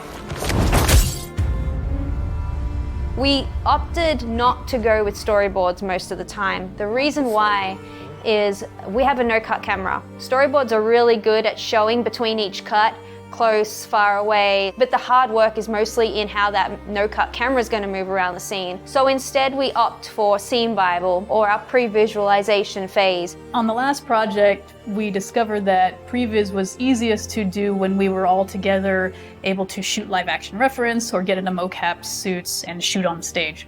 During COVID, we were all stuck at home. What we ended up doing was going back to more traditional previs where we would work directly in Maya. It took a lot more iteration and experimentation to make sure we got the timing where we thought it would be realistic when we got to the stage.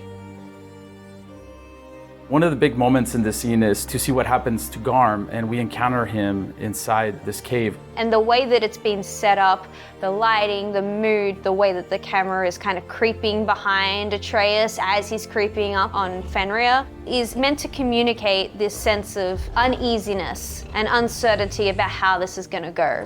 You're okay.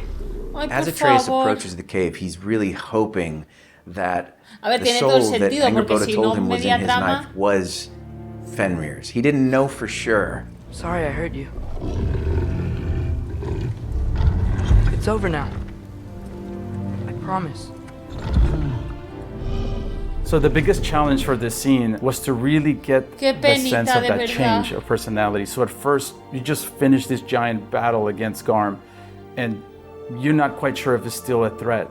This is why we chose to place him in that cave, you know, make it a little bit of like, oh, is he gonna leap out? Is he gonna attack us again? And of course, you know, Atreus kind of recognizing him and kind of knowing his own pet, he's the one that kind of figures it out first. Slowly you see that transformation, that transition into Fenrir. Fen? Are you?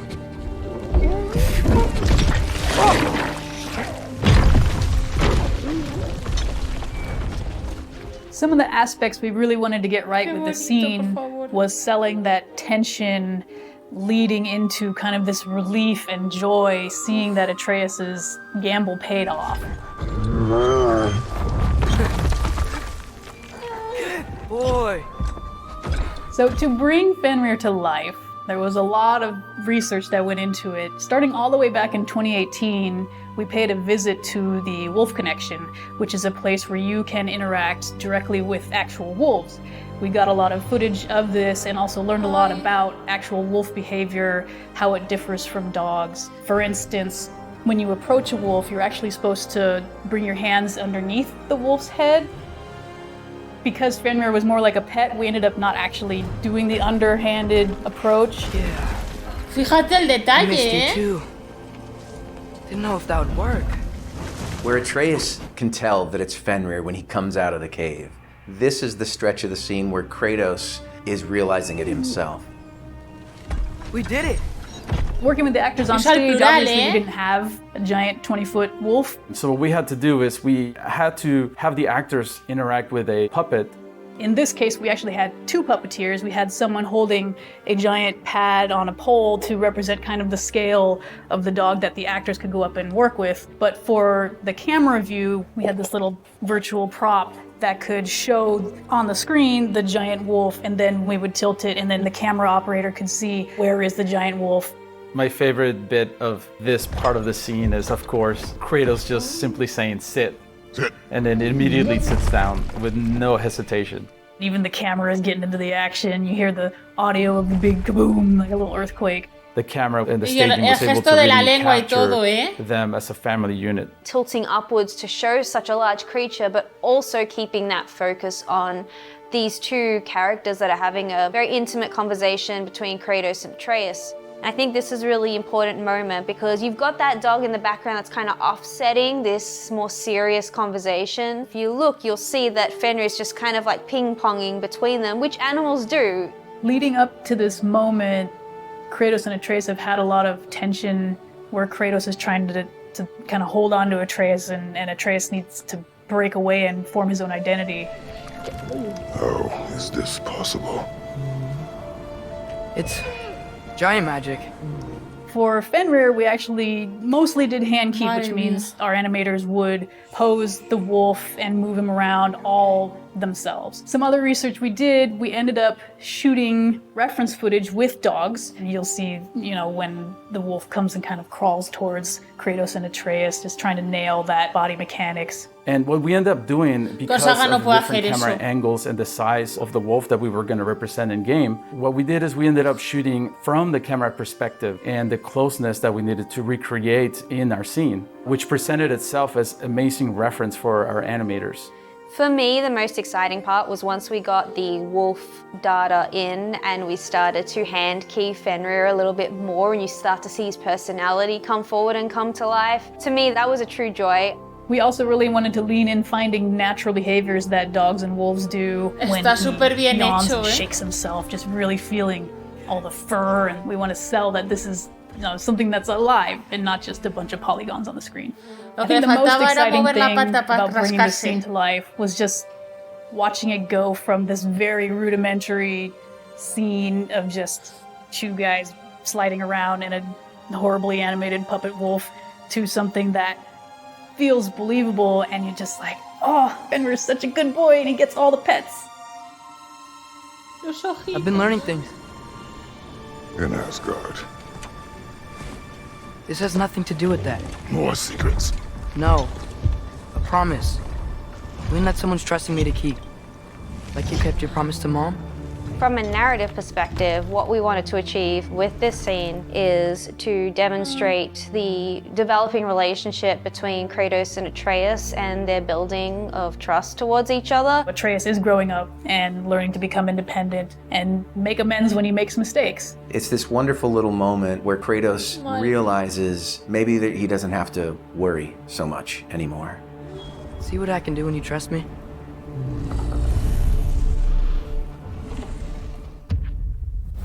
Thank you for joining us as we broke down Fenrir Returns, one of many, many cinematics in God of War Ragnarok. And big thanks to Es que tiene muchas everyone. There are cinemáticas tons chulas of el people who juego, come together to make one of these possible.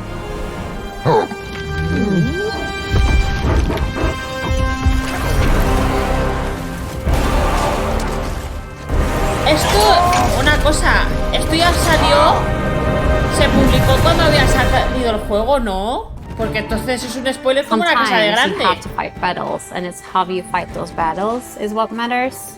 And I think knowing that you don't creo que ya have es to el go through it último. alone El is último. important, and you can have people around you. And I think that's what Kratos and Atreus and everyone. Es in que this es largo game el kind of documental learns. este, ¿eh?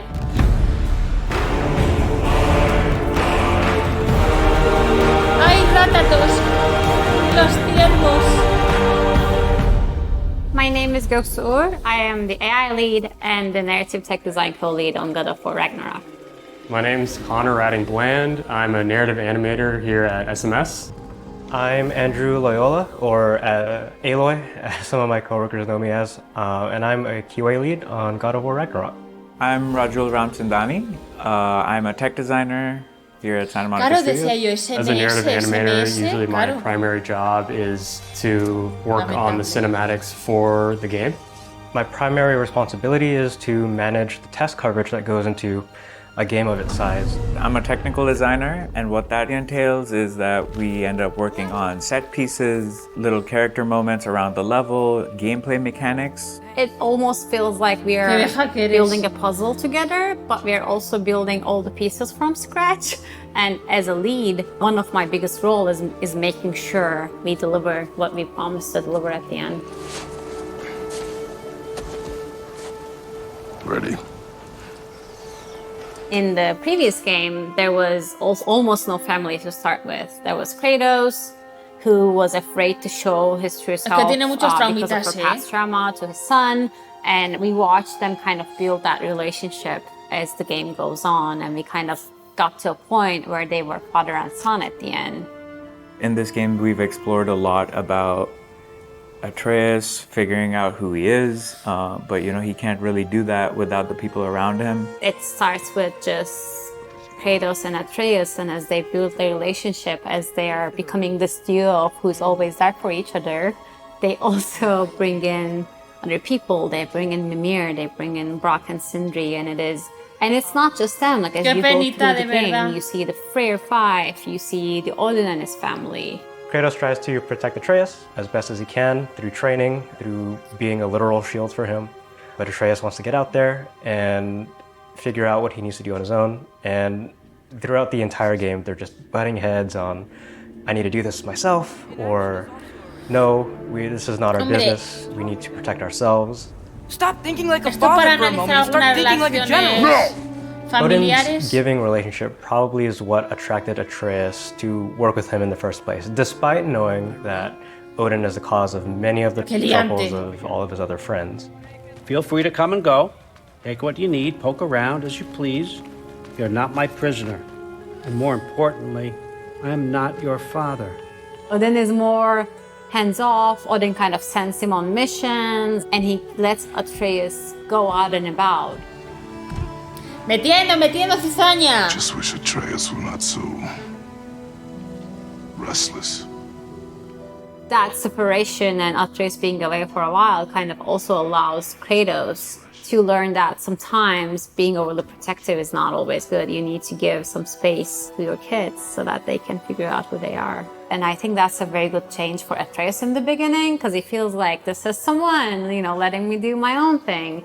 But we kind of figure out later on that Odin is only warm up until a point when your usefulness has run out. Ahí está. And Esto that's es when una we see muy his buena true colors, representación. and Atreus kind of realizes that everything that Odin has given him, while maybe useful, is a facade. Thor was really great. I learned a lot from him. You learned something from him? Really now? Okay.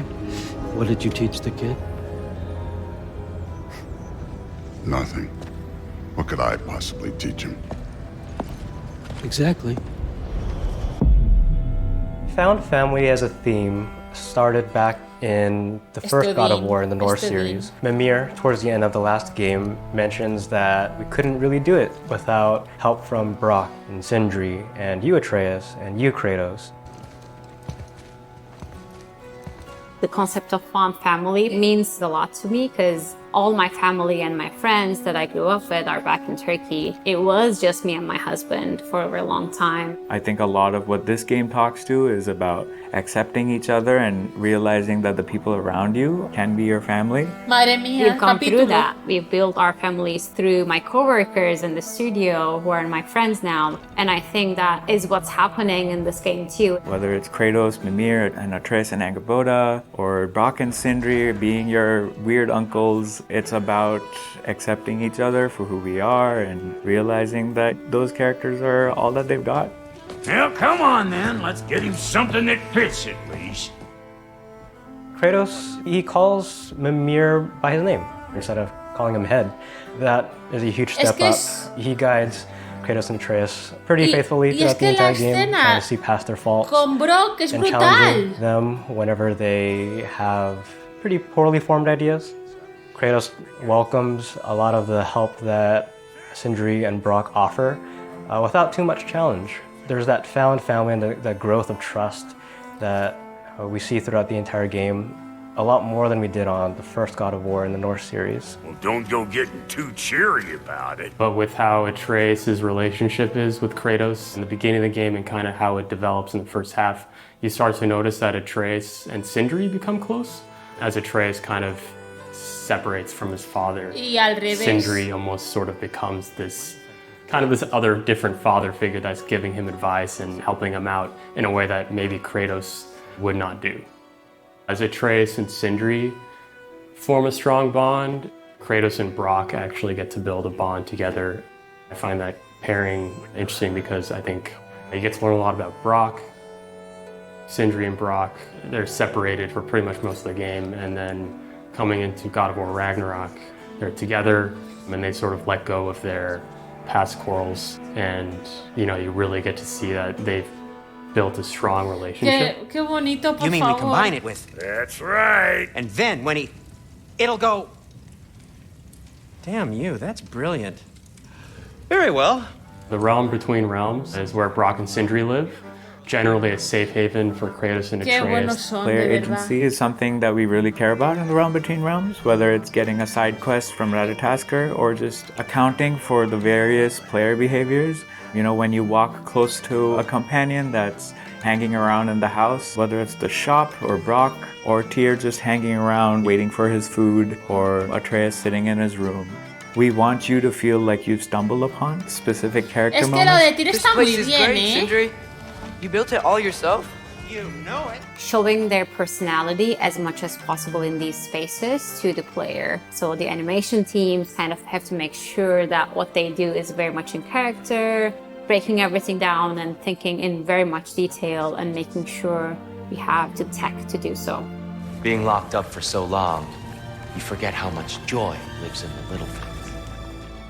Another relationship that I think is interesting is the relationship between Kratos and Freya. Last game, you see them build this relationship, and you even see Atreus look up to her as almost a mom. Now, beginning of this game, you have a very angry Freya chasing you. But through the course of the game, you kind of see them work through that and mend Estos vídeos te van haciendo spoilers, come back stronger. I do not regret saving your life, and never will. Hoy. But the choice between life and death should have been yours to make. I should not have robbed you of that choice.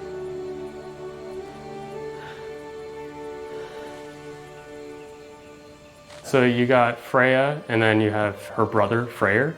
We sold my sister to that prick. We broke it a piece. Oh.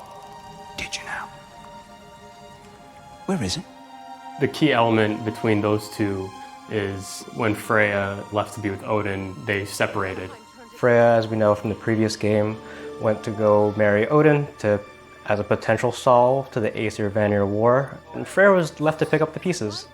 Y la On the one leoparda. hand, Freyr was dealt a bad hand. He wasn't a natural leader like Freya was, and kind of blamed her for a lot of the hard times that he fell upon. Both of them thought they were trying to do the right thing, and the other thought that it wasn't the right thing to do. In this game, you kind of find out that Freya felt abandoned by Freyr, and you get to see those two come together and be a strong family again. Abandon you? Oh, Freya. I mourned you. Madre mía. Oh, I missed you so much.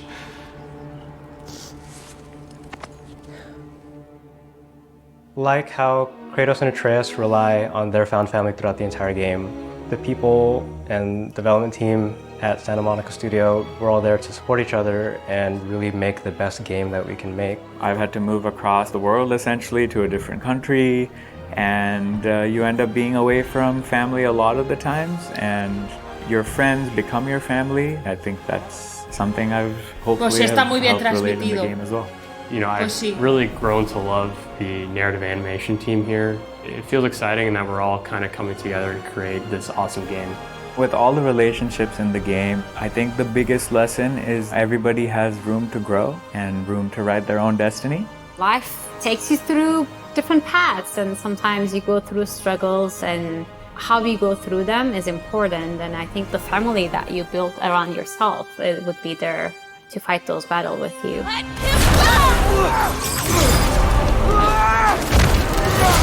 Oh, muchas gracias.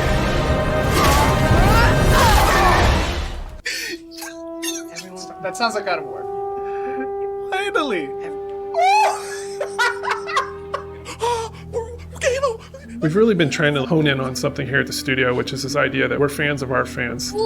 Script writing is Ostras, las reacciones. It's a really powerful statement because we are only able to make these things because of our fans.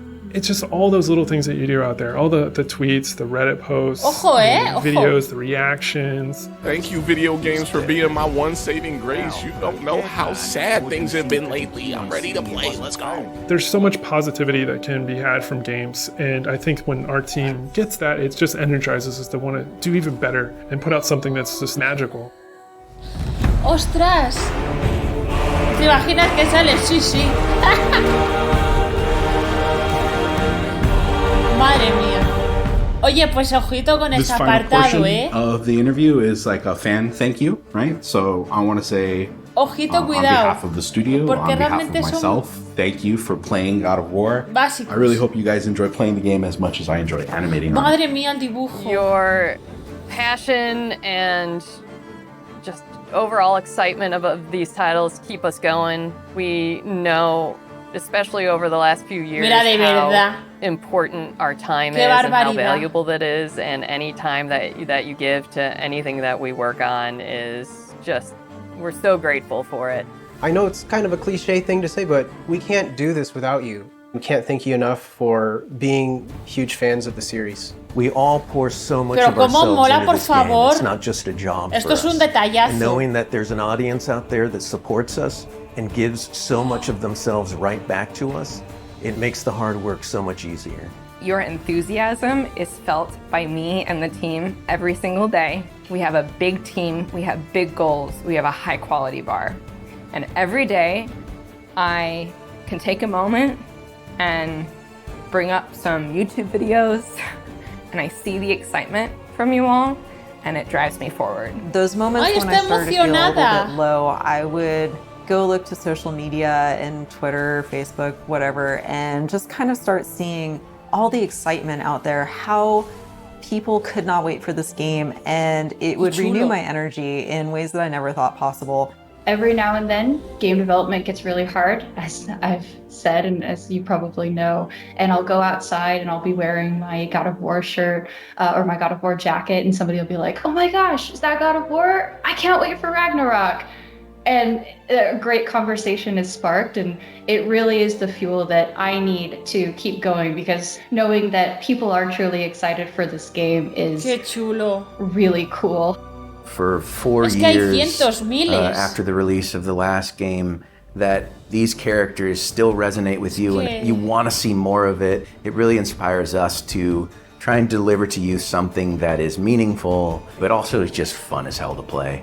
To see every Qué time we chulo, post de some verdad. news or there's a bit of fandom out there, and just the reaction on social media and amongst the community, it kept us going, and it certainly kept me going to want to continue Esto to es un finish gran this game detalle. out and make it the best game. Sin I duda. have the great privilege of being able to share your works and your words with the team here. I get to see, the smiles on their faces once they see some of your fan art, the cosplays, and incredible works that you guys have put together. It really Qué reminds me pasada. how incredibly special the God of War community is. We see your tweets, we see your fan art, we see your reaction videos, and those are the things that keeps us going. And I hope when you play this game, you feel Puede que sea the thought Kratos, and the el héroe care and the passion más and the carismático. blood and the sweat that was poured into this game. When I've had a long day, the best pick-me-up, I'll pop on one of those YouTube videos and just see the enthusiasm and love that you all have for the characters, and it just lifts me up and keeps me going. I can't thank you enough. I love you. I know it's been a long time coming, but you are really what keeps us going, especially through the end of this project. To all the fans out there, El thank you for playing. algo más Thank you for poderoso listening. de And thank you for gaming. covering my themes on YouTube. Keep them coming. Dude, there's people like heavy metal and like cello and flute, like a bunch of stuff. Apocalíptica eran los del cello, ¿no? I personally love watching all the Let's Plays and reaction videos. Like, we all watch them and share them around the office. Just hearing about how much they enjoyed God of War 2018 and how excited they are for Ragnarok, seeing the different cosplays that Madre they've been mía, doing, the chaval. different fan arts, and just hearing people buzz and talk about what's going to be happening in this next game has really kept me going and kept me inspired and trying harder to deliver on that. Seeing so many positive energies in the community throughout the fans, and that really brings me back to the motivation of keep moving forward and making this game awesome. The outpouring of fan excitement and celebration of the accessibility features motivates us to keep on going. It just shows how wide-reaching accessibility is, and this game will now make it so a ton of new players can pick up a Leviathan axe for the first time and feel what it means to be a God of War. And that's phenomenal. What makes my job rewarding is being able to make something that so many people feel a connection to. This looks so good! I'm not a big poster on social media, but I love reading all of your stories and seeing how you're able to feel a connection to the characters and the story that is what gives my job, worth and meaning. So thank you. 今回本当にその感謝に応える以上の可能性を秘めた道具をラグナロクですので、本当にぜひぜひたっぷりこの親子の神話をご堪能ください。Before God of War Ragnarok, I was a huge fan of the series myself, and God of War was actually the reason I wanted to pursue a career in character art. So being here, being part of this, and seeing how supportive the fans are, and how great of a community God of War has nurtured, it makes it all, great impact for us, and very, very motivating for all of us as game developers. It's seeing the reactions of people as they experience this journey with us that really keeps us going. There's a lot of excitement that we felt throughout the entire development process, and while it was long, a lot of the fans, their excitement kept us going. So thank you for helping us be motivated to see it to the end. Damn! Bro! Yo! Oh my god! We're back to Helanyah? Bro. بنشكرهم على إخلاصهم للي فات واستعدوا لحاجات كتير ومفاجآت كتير قوي في الإصدار الجديد. プレイヤーの諸君、君たちに感謝する。ありがとう。Thank you all for your support and excitement surrounding God of War Ragnarok. I can't wait for you to play the game and hear the music score. Muchas gracias a todos mis amigos de Latinoamérica y de España y de todos los lugares donde se habla español. Les agradezco mucho por ser aficionados de God of War y estoy muy contento que ya pueden jugar el juego. ¿Ok? Gracias. To the fans, I just want to give a big thank you for your support and enthusiasm for this game and this franchise. I really hope that you love what we've crafted for you. I'm gonna cry. Here. I never take for granted how much you all invest in us, in our story, in our characters. And I'm incredibly thankful that you turn out to play this game and talk about it. Just thank you. I appreciate it. Like the thing I've been telling the team the whole time is that we're kind of building a blanket. I always thought back to my childhood when I would play games. I had these moments, these really strong moments that I remember like gaming, and they were usually when something like bad happened or you just needed kind of escape from what the world was giving you at the time. And it always felt like you're curling up with a blanket and like watching a good movie or listening to a record or a book or something like that. And I really wanted the team to get behind this concept of like, we're building a blanket for you all to like curl up with us, go on this adventure and just like have a good time with us, be entertained and, maybe think about a couple things while we're in there, like we'd like to have those heartfelt stories that we all go through and it's just like, make it very relatable. Qué bonito, our fans are ¿verdad? Everything. Like we can't do it without you. So we wanted to make something that was memorable in that way. Elden Ring hizo a su manera. To thank all of you for taking the time out of your days to let us know how you feel and have felt about this extraordinary journey. Thank you. To all the fans out there that support us here at Santa Monica, thank you so much. Thank you so much for going on these adventures with us. Obrigado a todos vocês que jogaram esse game. Shukra. As they say in Old Norse, tak. Obrigado. Thank you so much. Thank you very much. Can't thank you enough. Thank you for hyping me up when I needed the most. Qué maja esta chica, de verdad,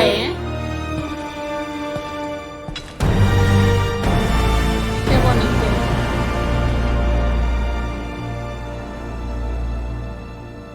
Qué guapo. Pues, hombre, las voces son increíbles. Pues me parece una pasada el documental y sobre todo esta última escena. Esta última escena es de... Me parece increíble que se hayan tomado un tiempo para agradecerlo al público.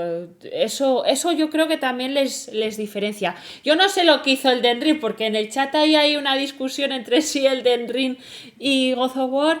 No sé cómo lo habrá hecho Elden Ring, pero vamos, soy fan, soy muy fan, fui muy fan y ahora tengo ganas de ver si... Bueno, porque había leído que Santa Mónica iba a empezar a trabajar en un juego, pero que nada tenía que ver con el Señor de la Guerra, sino que iban a cambiar un poquitín su esencia. Me imagino que dentro de unos años retomarán la saga y da igual que sea en Egipto, que sea en el mundo celta, azteca, maya, japonés, chino, da igual, porque probablemente lo que vayan a hacer sea una auténtica pasada. No me cabe ninguna duda, porque es increíble.